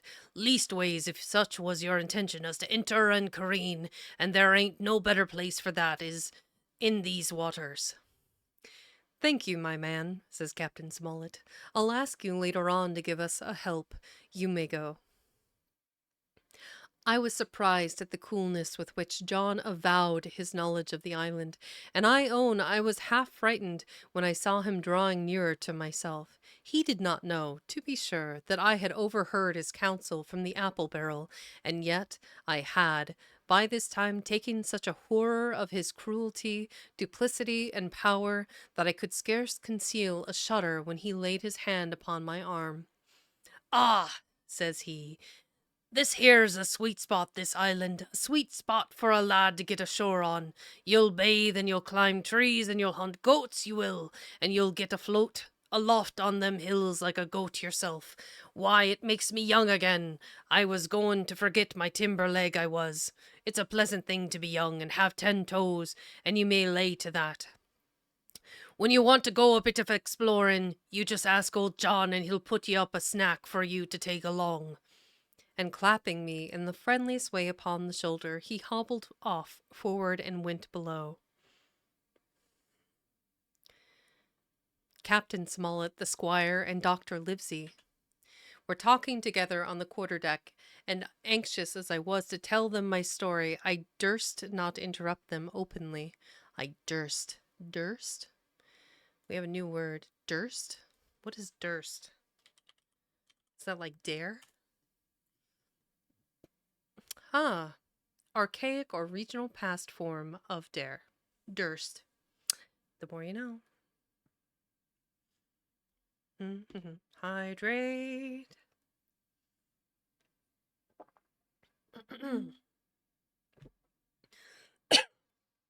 Water in the wrong pipe. Oh my goodness. Pardon me. There we go. Whew. I durst not interrupt them openly, while I was still casting about in my thoughts to find some probable excuse. Dr. Livesey called me to his side. He had left his pipe below, and being a slave to tobacco, had meant that I should fetch it. But as soon as I was near enough to speak, and not to be overheard, I broke out immediately. Doctor, let me speak. Get the captain and squire down to the captain, and then make some pretense to send for me. I have terrible news. Excuse me. The doctor changed countenance a little, but next moment he was master of himself. Thank you, Jim, said he, quite loudly. That was all I wanted to know, as if he had asked me a question, and with that he turned on his heel and rejoined the other two. They spoke together for a little, and though none of them started or raised his voice or so much as whistled, it was plain enough that Dr. Livesey had communicated my request. For the next thing that I heard was the captain giving an order to Job, Anderson, and all hands were piped on deck. My lads, said Captain Smollett, I've a word to say to you. This land that we have sighted, is the place we have been sailing to. Mr. Trelawney, being a very open-handed gentleman, as we all know, has just asked me a word or two, and I was able to tell him that every man on board has done his duty. Alow and aloft, as I never asked to see it done better. Why, he and I and the doctor are going below to the cabin to drink your health and luck, and you'll have grog served out for you to drink our health and luck, and I'll tell you what I think of this. I think it handsome, and if you think as I do, you'll give a good sea cheer for the gentleman that does it. The cheer followed. That was a matter of course, but it rang out so full and hearty that I confess I could hardly believe these same men were plotting for our blood. One more cheer for Captain Smollett, cried Long John, when the first had subsided. There he goes. One more cheer for Captain Smollett, cried Long John. I like how this one guy is like, oh my, with both hands on either side of his face. That's hilarious. Lewis Reen. No, I'm not saying that right. I do know it was Lewis who did all of this art. It's just so good. I really like it so much. Let's see here. Now I'm panicking.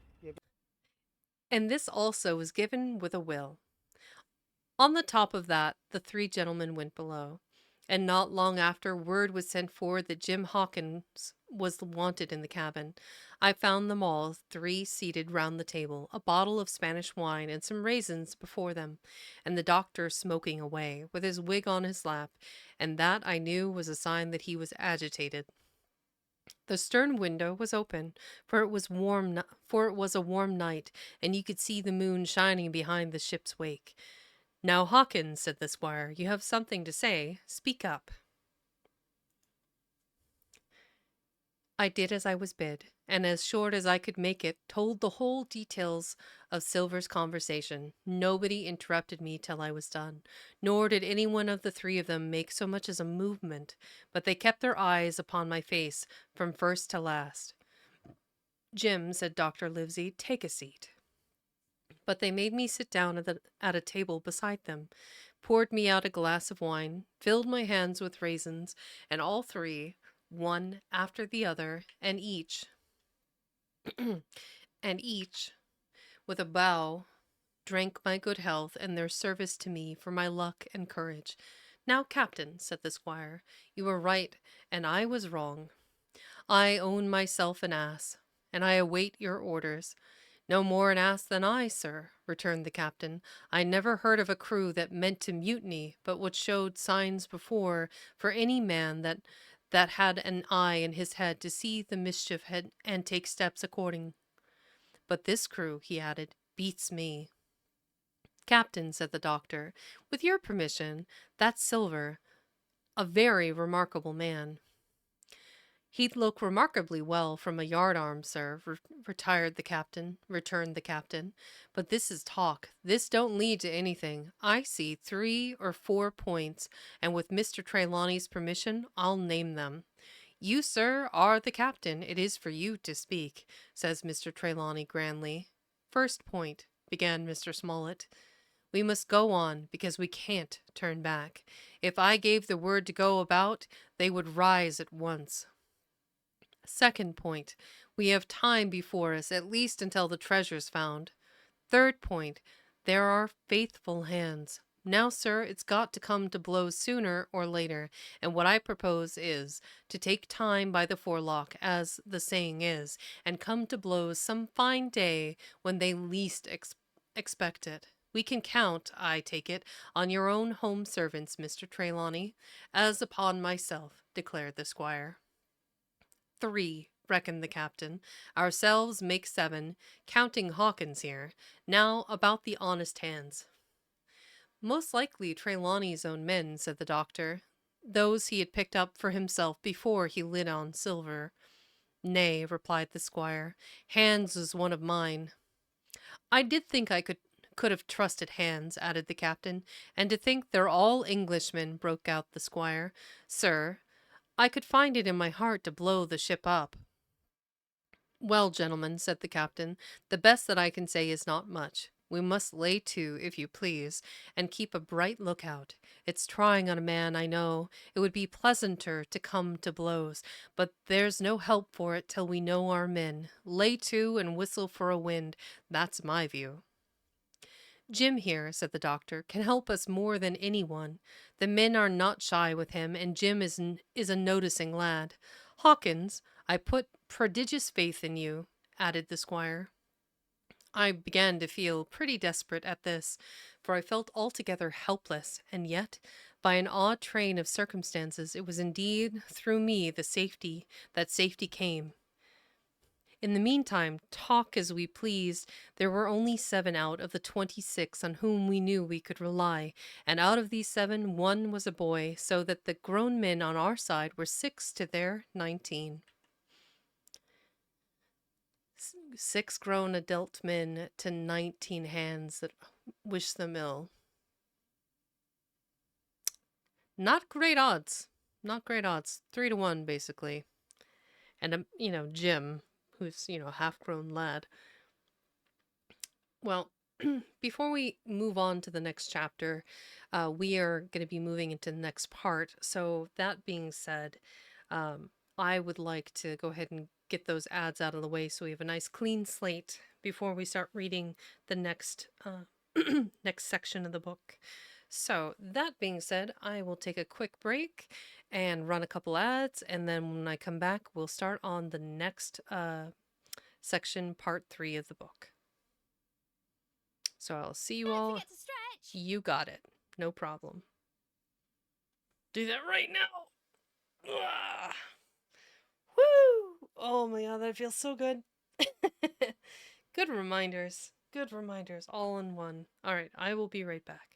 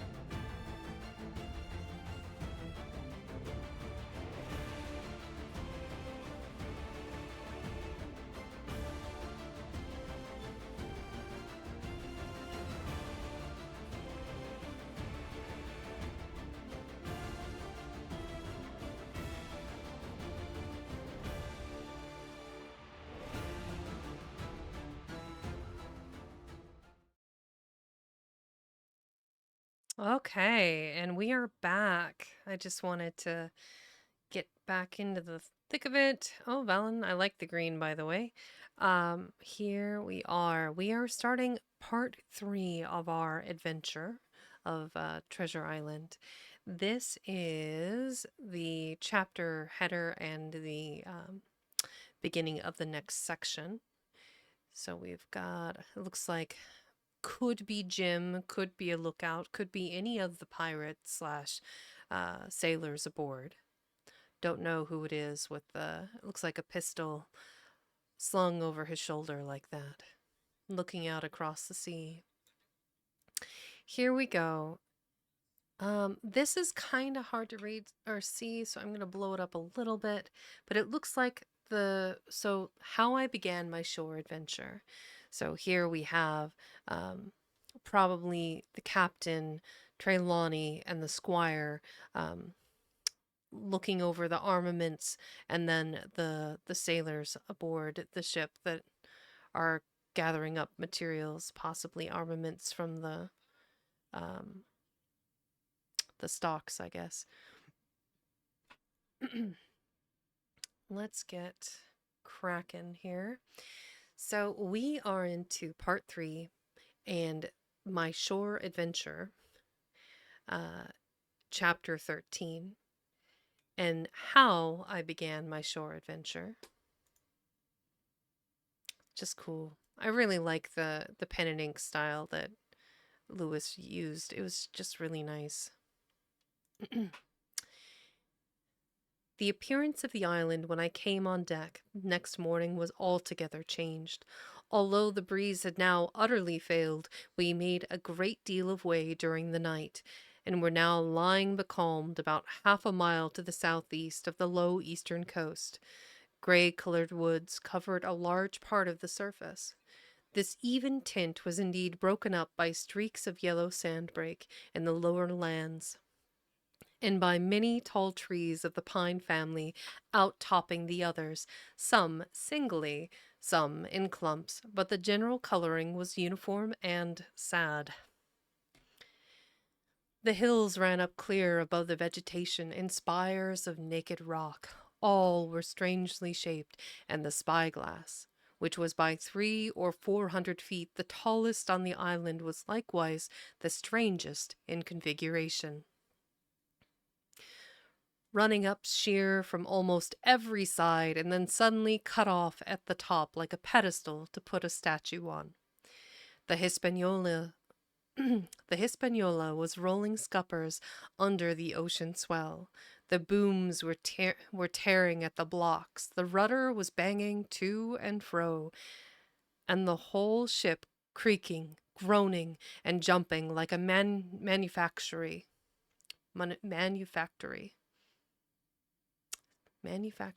Whatever, and jumping like a manufactory. I had to cling tight to the backstay, and the world turned giddily before my eyes. For though I was a good enough sailor when there was way on, this standing still and being rolled about like a bottle was a thing I never learned to stand without a qualm or so. Above all, in the morning, on an empty stomach. Perhaps it was this. Perhaps it was the look of the island with its gray, melancholy woods and wild stone spires, and the surf that we could both see and hear foaming and thundering on the steep beach. At least, although the sun shone bright and hot and the shore birds were fishing and crying all around us, and you would have thought any one would have been glad to get to land after so long at sea, my heart sank, as the saying is, into my boots, and from the first look onward I hated the very thought of Treasure Island. What a turnabout in thought process for Jim. Like, he was so excited. I'm going to be an adventurer. I'm going to sail the seven seas. I'm going to find the treasure and come back home, successful to my family at the Benbow. And now he's like, I hated the very thought of Treasure Island. Bit of a 180, I think. We had a dreary morning's work before us, for there was no sign of any wind, and the boats had to be got out and manned. and the ship warped 3 or 4 miles round the corner of the island and up the narrow passage to the haven behind Skeleton Island. I volunteered for one of the boats where I had, of course, no business. The heat was sweltering, and the men grumbled fiercely over their work. Anderson was in command of my boat, and instead of keeping the crew in order, he grumbled as loud as the worst. Well, he said, with an oath, well, he said, with an oath, it's not forever. I thought this was a very bad sign, for up to that day the men had gone briskly and willingly about their business, but the very sight of the island had relaxed the cords of discipline. All the way in, Long John stood by the steersman and conned the ship. He knew the passage like the palm of his hand, and though the man in the chains got everywhere more water than was down in the chart, John never hesitated once. There's a strong scour with the ebb, he said, and the hero passage has been dug out, in a manner of speaking, with a spade. We brought up just where the anchor was in the chart, about 1/3 of a mile from either shore, the mainland on one side and Skeleton Island on the other. The bottom was clean sand. The plunge of our anchor sent up clouds of birds wheeling and crying over the woods. But in less than a minute they were down again, and all was once more silent. The place was entirely landlocked, buried in woods, the trees coming right down to high water mark, the shores mostly flat, and the hilltops standing round at a distance in a sort of amphitheater, one here, one there, 2 little rivers, or rather 2 swamps, emptied out into this pond, as you might call it. And the foliage round the part of the shore had a kind of poisonous brightness. From the ship we could see nothing of the house or stockade, for they were quite buried among the trees, and if it had not been for the chart on the companion, we might have been the first that had ever anchored there since the island arose out of the seas. There was not a breath of air moving, nor sound but that of the surf booming half a mile away along the beaches against the rocks outside. A peculiar stagnant smell hung over the anchorage, a smell of sodden leaves and rotting tree trunks. I observed the doctor sniffing and sniffing, like someone tasting a bad egg. I don't know about treasures, he said, but I'll stake my wig there's fever here. If the conduct of the men had been alarming in the boat, it became truly threatening when they had come aboard. They lay about the deck, growling together in talk. The slightest order was received with a black look, and grudgingly and carelessly obeyed. Even the honest hands must have caught the infection, for there was not one man aboard to mend another.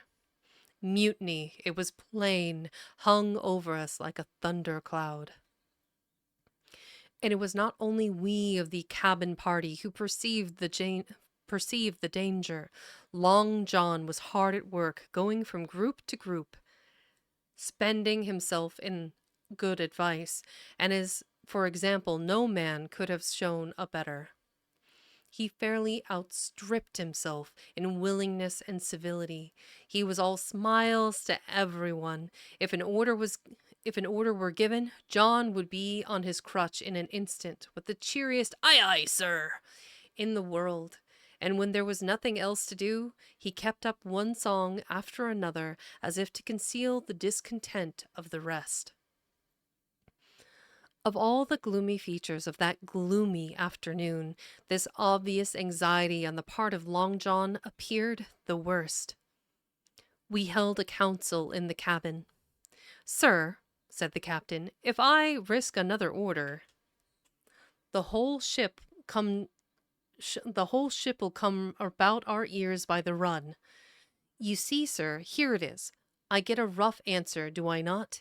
Well, if I speak back, Pikes will be going in 2 shakes. If I don't, Silver will see there's something under that, and the game's up. Now we've only one man to rely on. And who is that? Said the squire. Silver, sir, returned the captain. He's as anxious as you and I to smother things up. This is a tiff. He'll soon talk him out of it if he had the chance. And what I propose to do is to give him the chance. Let's allow the men an afternoon ashore. If they all go, why, we'll fight the ship. If they none of them go, well, then we hold the cabin, and God defend the right. If some go, you mark my words, sir, Silver'll bring 'em aboard again as mild as lambs. It was so decided. Loaded pistols were served out to all the sure men. Hunter, Joyce, Redruth were taken into our confidence and received the news with less surprise and a better spirit than we had looked for. And then the captain went on deck and addressed the crew. So that would have been that first picture. Let me go back. Grab that here. This image here. So this is them handing to the Sure crew that they knew were honest and were part of them. They're handing out the armaments, the pistols, the sabers. Okay, that makes sense. Bonk. Some of these pictures are just too big. Back we go. Ba-da-da-da. Another picture there. They kept their eyes upon my face from first to last. So this picture here, I've noticed in this book a lot of the cool pictures have been later in the chapters than when they should be in the book. I don't know if that was by design or like, oh shoot, I need to put that in there somewhere. It's just kind of like, okay. I need more caffeine. My blood is not thin enough. Fair enough. Also, welcome, Vambient. Or is that Fabian Knight? Fabian Knight, I'm guessing.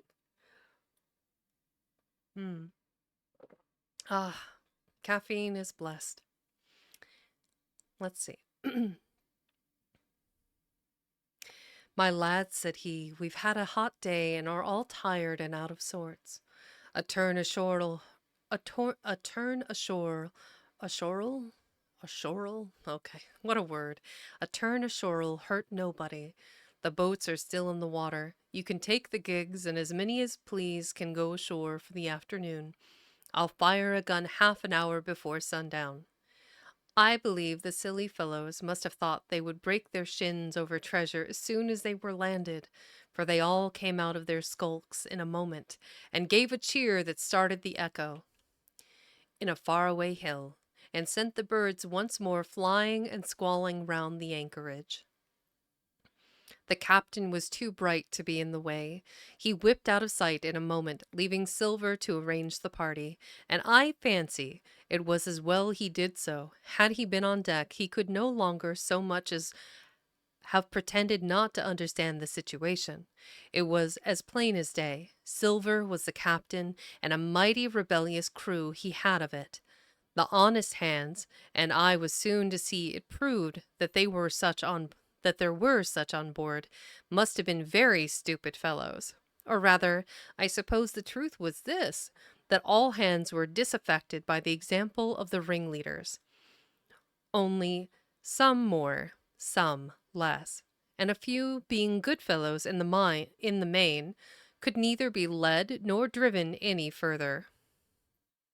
It is one thing to be idle and skulk, and quite another to take a ship and murder a number of innocent men.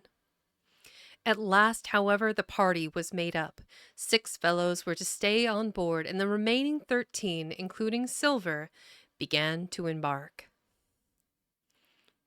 Then it was that there came into my head the first of the mad notions that contributed so much to save our lives.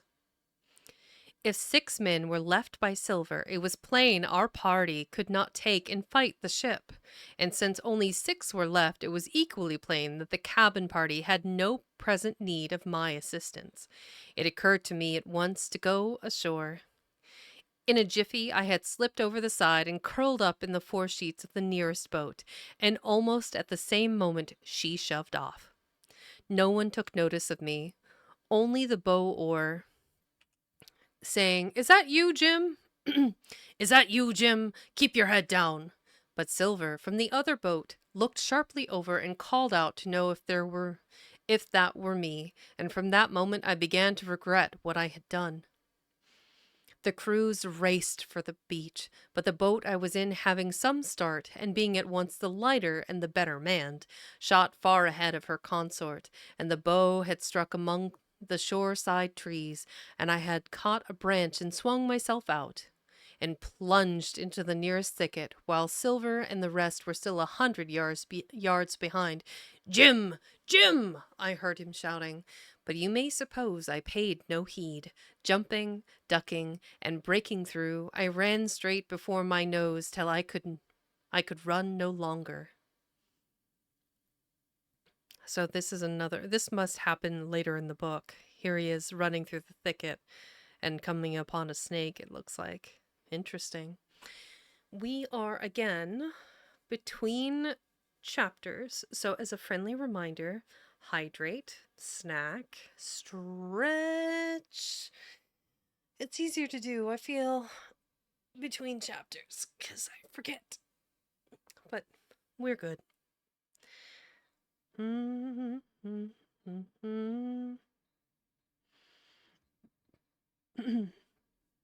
So let's see here. We are hydrated. Yep, snack. I should get an emoji or an emote of Cookie Monster devouring a cookie. I think that would be really funny.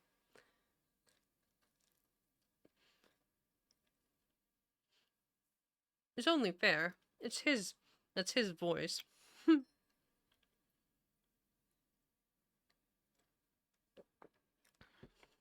What a day. My goodness. It really is. I think it's really clever and funny. A lot of my sound effects that I've chosen are just kind of silly. Some almost seem like a streamer standard, and I could not have them. You know? You gotta have all of the various sound effects. So you've got your good old-fashioned bonk. You gotta have the bonk. It's almost standard. I've made a mistake. Oh no! Classic. Um, I this one I picked out.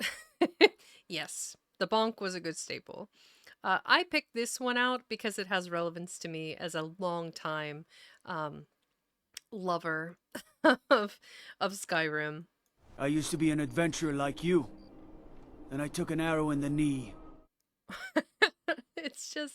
It's really funny. I have a few others that I use, but classics, just classics. This one seems to be really commonly used by a lot of streamers. I'm not sure when or if I will be using that one very often, but I can honestly say is good on a number of occasions, honestly. Wow. Yeah. One of the most loved. Almost every guard that you interact in the entirety of Skyrim will, at some point in their rotation of lines, say that line. And that meant female guards, male guards, etc. It's really funny to me. And I did not realize that the turn of phrase of like I took an arrow to the knee was what is it, an allegory for getting married? I used to be an adventurer like you, but then I took an arrow to the knee, meaning I bent a knee to get married. And apparently that I believe has some significance in Scotland, I think. is where that phrase came from, or it might have been Denmark. No, it was Denmark. My apologies. I believe it was the Danes that used that phrase. And I think it's funny. It's like, I used to be an adventurer like you, but then I got hooked to a ball and chain. I mean, an arrow to the knee. It's just like, she won't let me go out anymore. It's just funny. It's clever. So we are on to chapter 14. Do I have that picture here? Yes, I do. The first blow. So obviously we see Jim up in the highlands on one of the hills, having gone through the thicket and now keeping a lookout for John Silver and his men. We'll put that later in the docket. Chapter 14, The First Blow.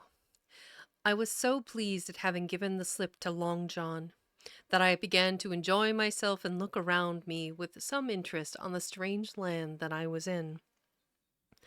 I had crossed a marshy tract full of willows, bulrushes, and odd outlandish swampy trees, and I now come upon the skirts of an open piece of undulating, sandy country, about a mile long, dotted with a few pines and a great number of contorted trees. Not unlike the oak in growth, but pale in the foliage. Like willows, on the far side of the open stood one of the hills with two quaint craggy peaks shining vividly in the sun. I now felt for the first time the joy of exploration. The isle was uninhabitable. My shipmates I had left behind, and nothing lived in front of me but dumb brutes and fowls.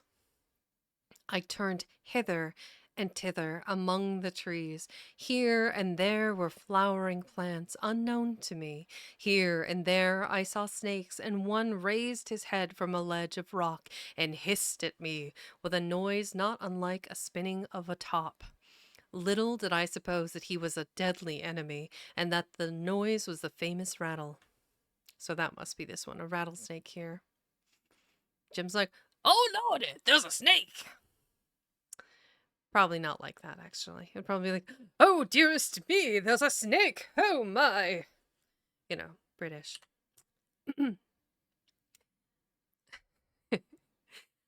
Then I came, da da da da da ba ba. Then I came.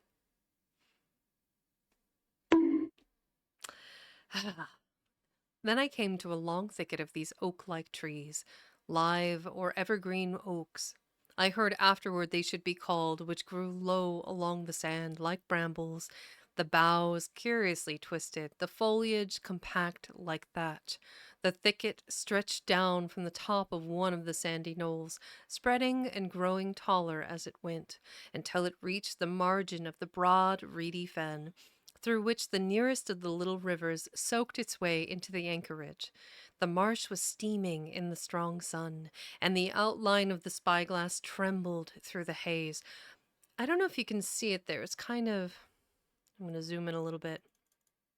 There's this amazing, like, university. So this would be Trent University Library. It's this really cool punch that doesn't go through all the paper, but leaves this textured imprint into the pages. And a lot of libraries did this at some point in the book, and it's just a really cool little detail. Because that was a way for them to like this book belongs to such and such, because you could recover a book or you could replace the front page, but it was very difficult to recover the actual written words when they've been stamped like this. It's just a clever way for a library to like, this is mine. Anyway. All at once there began to go a sort of bustle among the bulrushes. A wild duck flew up with a quack, another followed, and soon over the whole surface of the marsh a great cloud of birds hung screaming and circling in the air. I judged at once that some of my shipmates must be drawing near along the borders of the fen. Nor was I deceived, for soon I heard the very distant and low tones of a human voice, which, as I continued to give ear, grew steadily louder and nearer. This put me in a great fear, and I crawled under cover of the nearest live oak and squatted there, hearkening as silent as a mouse. Another voice answered, and then the first voice, which I now recognized to be Silver's, once more took up the story and ran on for a long while in a stream, only now and again interrupted by the other. By the sound they must have been talking earnestly and almost fiercely, but no distinct word came to my hearing. At last the speakers seemed to have paused and perhaps to have sat down. For not only did they cease to draw any nearer, but the birds themselves began to grow more quiet and to settle again to their places in the swamp. And now I began to feel that I was neglecting my business. That since I had been so foolhardy as to come ashore with these desperadoes, the least I could do was to overhear them at their councils. And that my plain and obvious duty was to draw as close as I could manage, under the favorable ambush of the crouching trees. I could tell the direction of the speakers pretty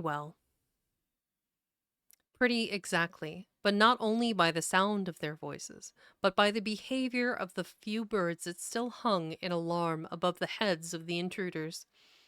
Crawling on all fours, I made steadily but slowly toward them, till at last, raising my hand to an aperture among the leaves, I could see clear down into the little green dell beside the marsh, and closely set about with trees, where Long John Silver and another of the crew stood face to face in conversation. The sun beat full upon them. Silver had thrown his hat beside him on the ground, and his great, smooth, blond face, all shining with heat, was lifted to the other man's in a kind of appeal. "Mate," he was saying, "it's because I thinks gold's dust. I thinks gold dust of you, gold dust, and you may lay to that. If I hadn't took to you like pitch, do you think I'd have been here a warning of you?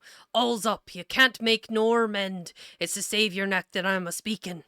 And if one of the wild uns knew it, where would I be, Tom? Now tell me, where would I be?" "Silver," said the other man, and I observed he was not only red in the face, but spoke as hoarse as a crow, and his voice shook, too, like a taut rope. "Silver," says he, "you're old and you're honest, or has the name for it, and you've money too, which lots of poor sailors hasn't, and you're brave, or I'm mistook, and will you tell me you'll let yourself be led away with a kind of mess of swabs? Not you. As sure as God sees me, I'd sooner lose my hand if I turn again my duty. My duty." Duty. Ah, words. And then, all of a sudden, he was interrupted by a noise. I had found one of the honest hands. Well, here, at the same moment, came news of another. Far away out in the marsh there arose, all of a sudden, a sound like the cry of anger, then another on the back of it, and then one horrid, long-drawn scream. The rocks of the spyglass re-echoed it a score of times.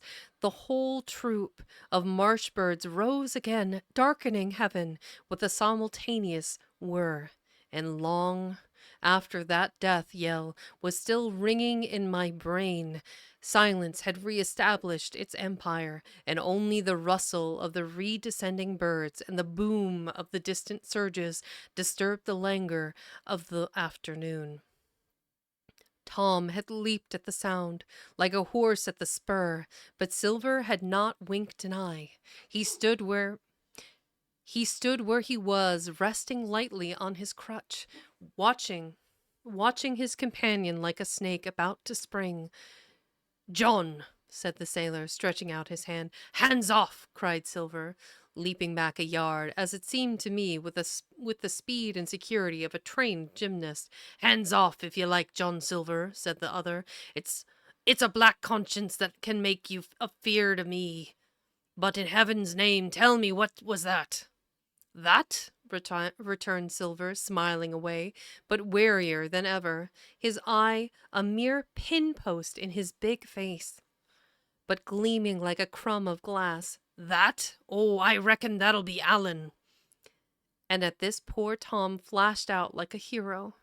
Allen, he cried, then rest his soul for a true seaman. As for you, John Silver, long you've been a mate of mine, but you're mate of mine no more. If I die like a dog, I'll die in my duty. You've killed Allen, have you? Kill me too, if you can, but I defies you. And with that, this brave fellow turned his back directly on the cook and set off walking for the beach. But he was not destined to go far. With a cry, John seized the branch of a tree, whipped the crutch out of his armpit, and sent the uncouth missile hurtling through the air. It struck poor Tom, point foremost, and with stunning violence, right between the shoulders in the middle of his back. His hands flew up, he gave a sort of gasp, and fell. Whether he were injured much or little, none could ever tell. Like enough to judge from the sound, his back was broken on the spot. But he had no time given him to recover. Silver, agile as a monkey, even without leg or crutch, was on the top of him next moment, and had twice buried his knife up to the hilt in that defenseless body. From my place of ambush, I could hear him pant aloud as he struck the blows.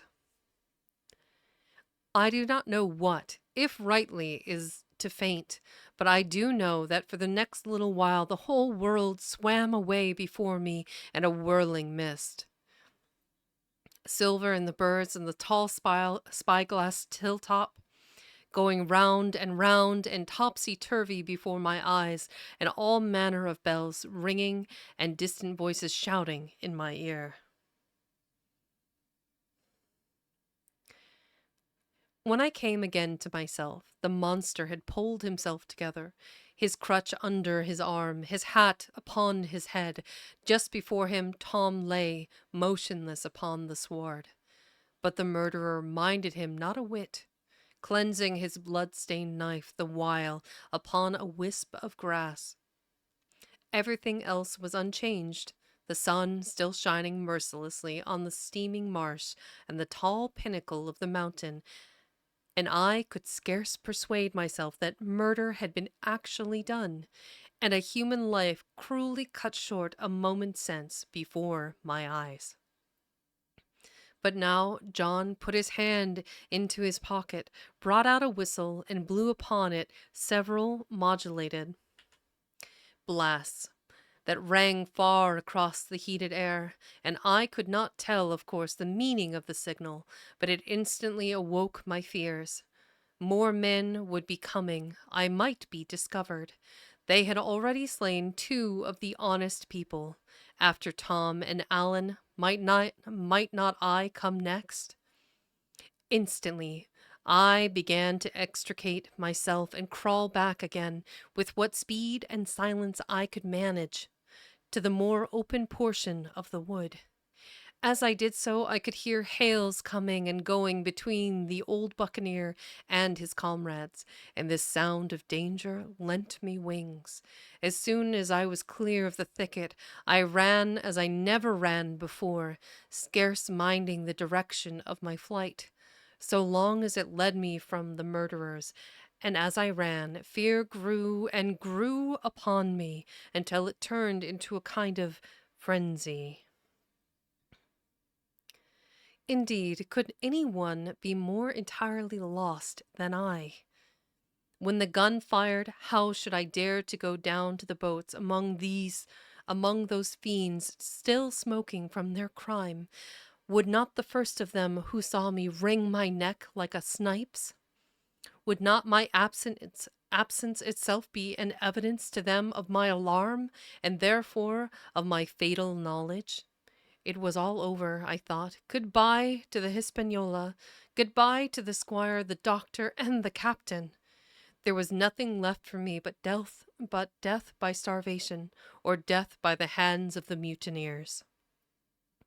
All this while, as I say, I was still running, and without taking any notice, I had drawn near to the foot of the little hill with the two peaks, and had got into a part of the island where the live oaks grew more widely apart, and seemed more like a forest trees in their bearing and dimensions. Mingled with these were a few scattered pines, some 50, some nearer 70 feet high. The air, too, smelled more freshly than down beside the marsh, and here a fresh alarm brought me to a standstill with a thumping heart. Dun dun dun. I think we are one more chapter away from finishing part 2. Um, so we'll get to it here in just a second. I want to read this last chapter. Let me confirm. So we are on 105. A little ahead of the game. Ba-da-da-da. Yep, and the next part would be... So we're finishing part 3. So only a few more chapters. Wah, wah, wah, or 4 more pages. Wah, wah, wah. Okay. Here we are, into the thick of it. Drink water. Become moist. Drink water. Become moist. Yeah, that's a vibe. Da-da-da-da. Yep, yep. Using up all your points. I'm going to need to come up with some more interesting ones for you to use, honestly. I do think it's pretty interesting. I started today and this stream with 78 followers, and now here we are, several chapters in, and I'm already at 83. So I really appreciate anyone and everyone that is joining me for this reading and this amazing story by Robert Louis Stevenson. It's a phenomenal book. So let's see here. Da, da, da, da, da, da, da. Okay. Water. Yes, sir. Drink some right here.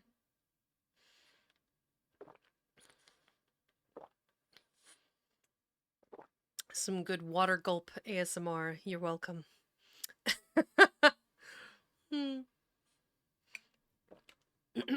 me, me, me, me, me, me, me, me, me, me, me, me. There we go. Hydration.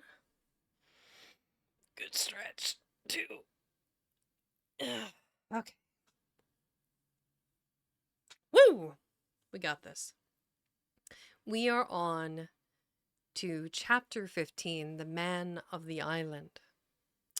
Let's see here. I do believe that was 14. This... where is my chapter 15 header? 1 second.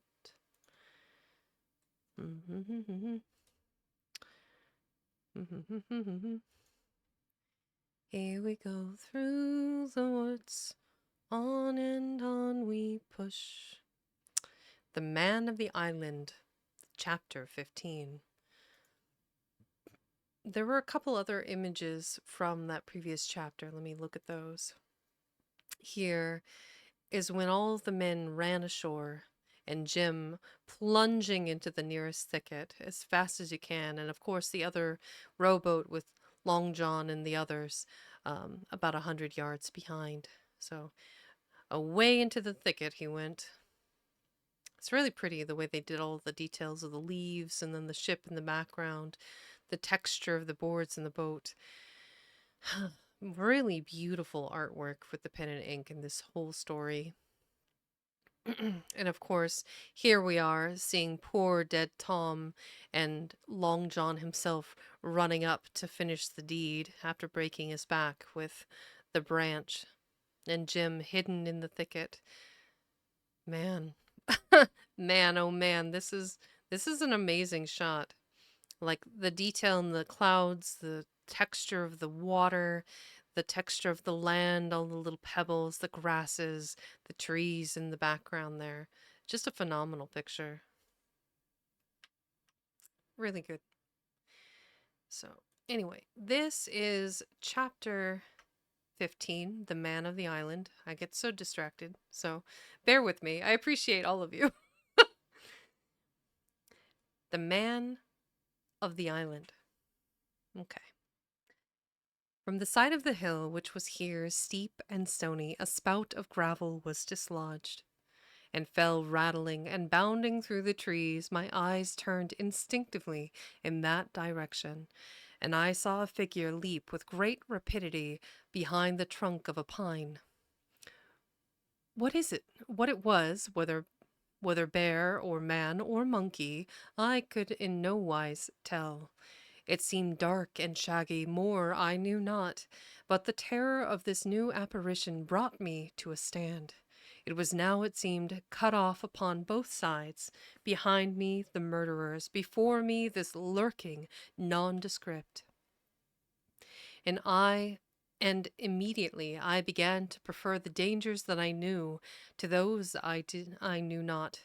That's a human reaction. It's like, I'm used to this level of suffering. I'm not sure I want to suffer new suffering. Just, how human.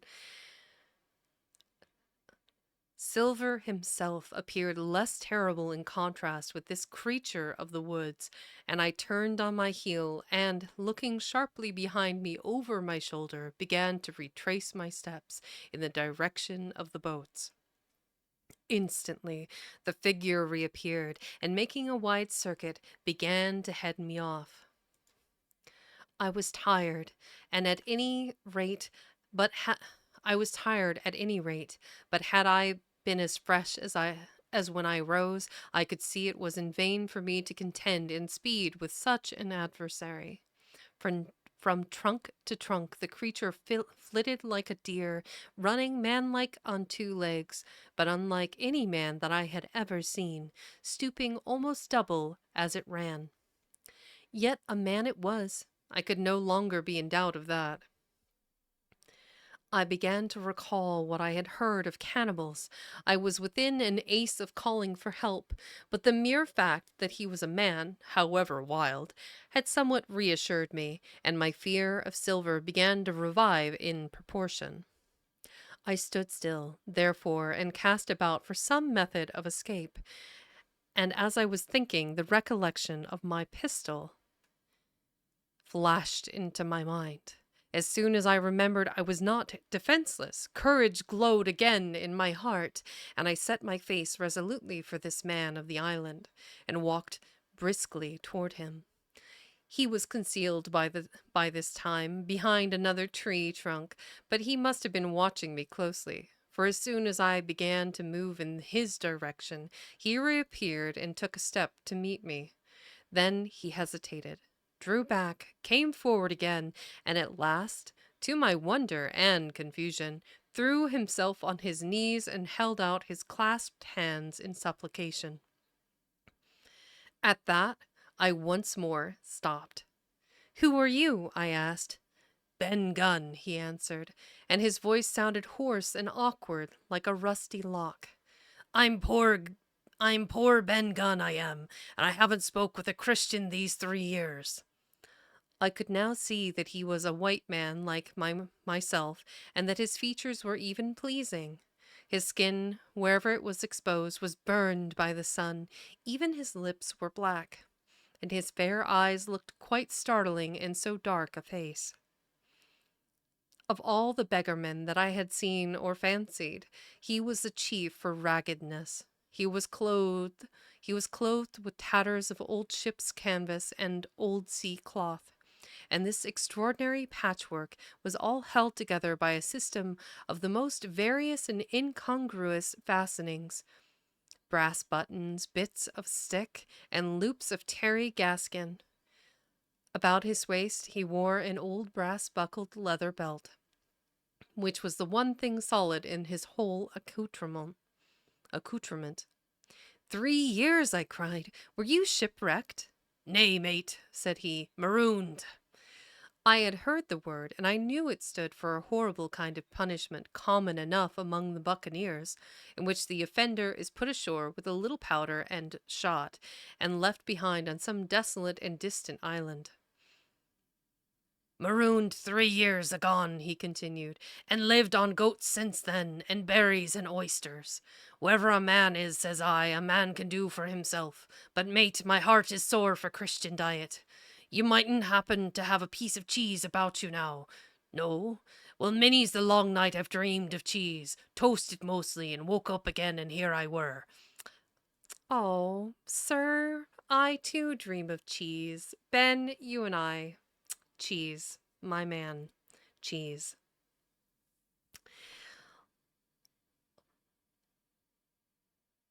"If ever I can get aboard again," said I, "you shall have cheese by the stone." All this time he had been feeling the stuff of my jacket, smoothing my hands, looking at my boots, and generally in the intervals of his speech, showing a childish pleasure in the presence of a fellow creature. But at my last words he perked up into a kind of startled slyness. "If ever you can get aboard again, says you," he repeated. "Why now, who's to hinder you?" "Not you, I know," was my reply. "And right you was," he cried. "Now you, what do you call yourself, mate?" "Jim," I told him. "Jim, Jim," says he, quite pleased apparently. "Well now, Jim, I've lived that rough as you'd be ashamed to hear of. Now, for instance, you wouldn't think I had a pious mother to look at me?" he asked. "Why, no, not in particular," I answered. "Ah, well," said he, "but I had remarkable pious, and I was a civil pious boy, and could rattle off my catechisms that fast as you couldn't tell one word from another. And here's what it comes to, Jim, and it begun with chuck farthin on the blessed gravestones. That's what it begun with, but it went further'n that, and so my mother told me and predicted the whole, she did, the pious woman, but it were Providence that put me here. I've thought it all out in this here lonely island, and I'm back on piety. You don't catch me tasting rum so much, but just a thimbleful for luck, of course. The first chance I have, I'm bound I'll be good, and I see that way too. And Jim," looking all around him and lowering his voice to a whisper, "I'm rich."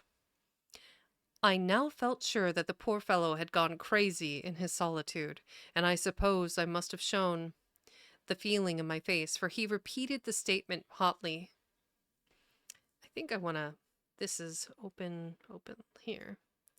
This is poor Ben Dunn and Jim. He's just like, "Oh, thank God, another human." So excited. "Please, speak to me." "You have shoes." I'm very excited. "I'm poor Ben Gunn, I am, marooned 3 years agone, and lived on goats since then, and berries and oysters." Berries and oysters might be quite good, honestly. Anyway, neither here nor there. We shall go back a bit. Look at this other picture here. So here he is begging Jim, and he's got his pistol out, and then he hesitated and held out his clasped hands in supplication. Yeah. He's like, "Please, please, Jim, do you have any cheese?" And that's a mood, and I'm here for it, honestly. Cheese sounds incredible. "Rich, rich, I says, and I'll tell you what, I'll make a man of you, Jim. Ah, Jim, you'll bless your stars, you will. You was the first that found me." And at this, there came suddenly a lowering shadow over his face, and he tightened his grasp upon my hand, and raised a forefinger threateningly before my eyes. "Now, Jim, you'll tell me true, that ain't Flint's ship?" he asked. At this I had a happy inspiration. I began to believe that I had found an ally, and I answered him at once. "It's not Flint's ship, and Flint is dead. But I'll tell you true, as you ask me, there are some of Flint's hands aboard. Worse luck for the rest of us." "Not a man with one leg," he gasped. "Silver?" I asked. "Ah, Silver," says he, "that were his name." "He's the cook and the ringleader, too." He was still holding me by the wrist, and at that he gave it quite a wring. "If you was sent by Long John," he said. I'm as good as pork, and I know it. And where was you do you suppose? I had made up my mind in a moment, and by way of answer told him the whole story of our voyage and the predicament in which we found ourselves.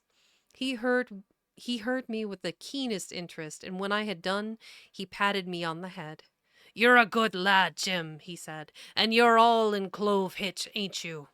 Well, you just put your trust in Ben Gunn. Ben Gunn's the man to do it. Would you think it likely now that your squire would prove a liberal-minded one in case of help, him being a Clove Hitch, as you remark? I told him the squire was the most liberal of men. Aye, but you see, returned Ben Gunn, I didn't mean giving me a gate to keep and a suit of livery. Suit? I'm guessing that's suit. And a suit of livery clothes and such. That's not my mark, Jim. What I mean is, would he be likely to come down to the tune of, say, £1,000 out of a money that's as good as a man's own already? I'm sure he would, said I. As it was, all hands were to share. And a passage home, he added, with a look of great shrewdness. Why, I cried, the squire's a gentleman, and besides, if we got rid of the others, we should want you to help work the vessel home. Ah, said he, so you would, and he seemed very much relieved. Now, I'll tell you what, he went on, so much I'll tell you, and no more. I were in Flint's ship when he buried the treasure. Oh, gosh, I lost my train of thought there. I've got an ad break coming, and I don't want to be here for that. No, no, no, no, no, no, no, no. We should be fine. I'll just use all my snoozes. um, Now, I'll tell you what, he went on. So much I'll tell you and no more. I were in Flint's ship when he buried the treasure. He and 6 along, 6 strong seamen. They was ashore nigh on a week, and us standing off and on in the old walrus. One fine day we went up the signal, and here come Flint by himself in a little boat, and his head done up in a blue scarf. The sun was getting up in mortal white. He looked about the cutwater. But there he was, you mind, and the 6 all dead, dead and buried. How he done it, not a man aboard us could make out. It was battle, murder, and sudden death. Leastwise him against 6. Billy Bones was the mate. Long John he was quartermaster.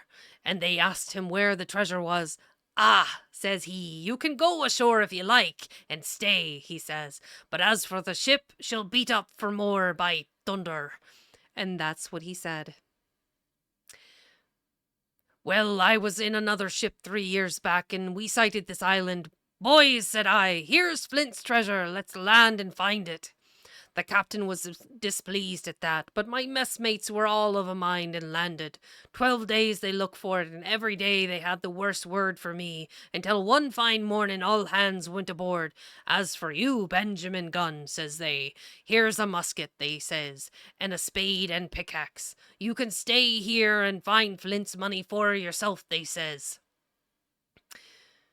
Well, Jim, 3 years have I been here, and not a bite of Christian diet from that day to this. But now, you look here, look at me, do I look like a man before the mast? No, says you, nor I weren't neither, I says. And with that, he winked and pinched me hard. A little sippy sip here.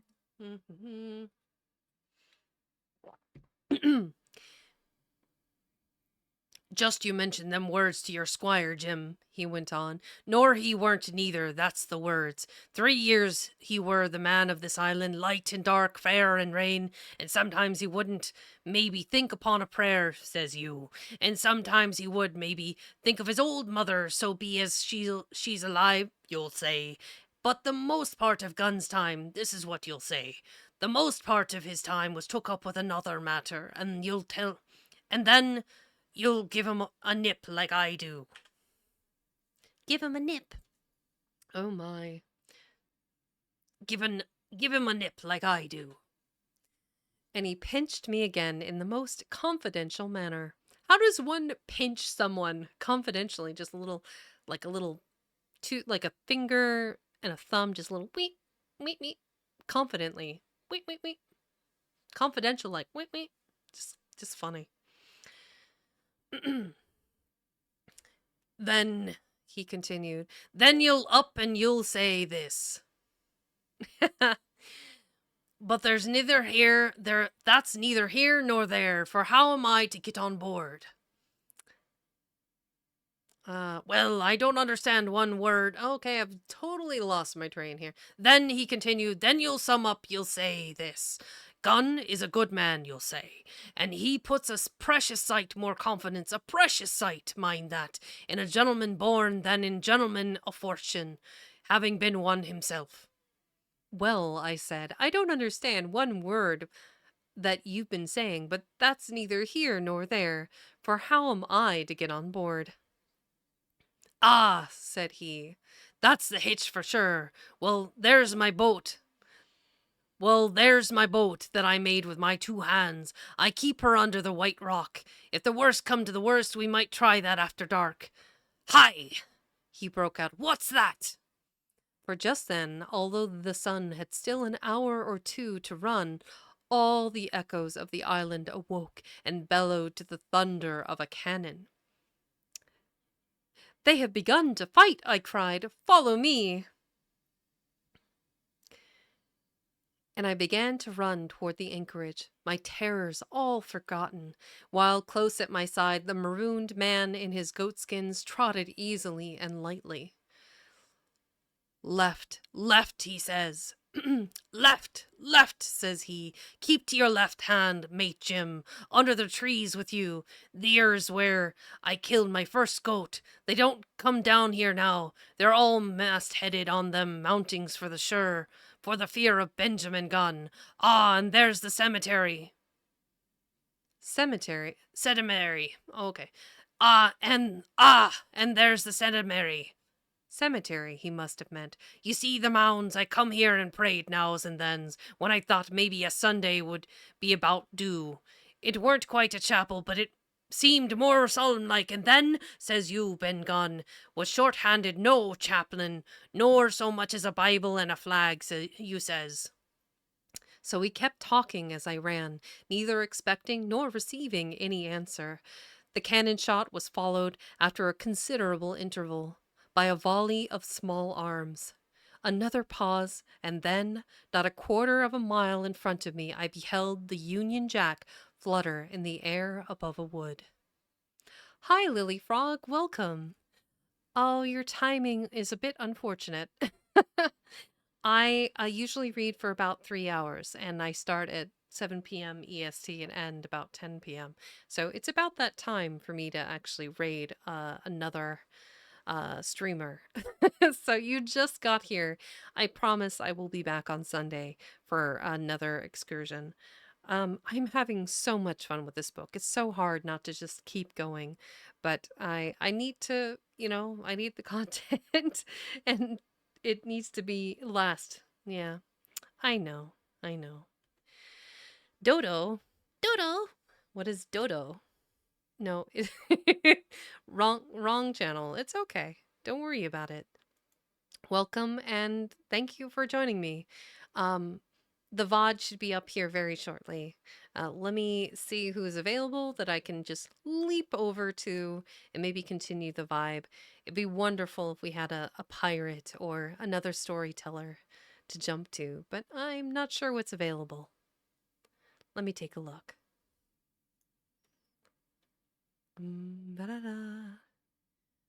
One of my favorite creators, Basil, is on right now and doing some artwork. And I think that's kind of a chill vibe, though admittedly, Basil's a bit wild.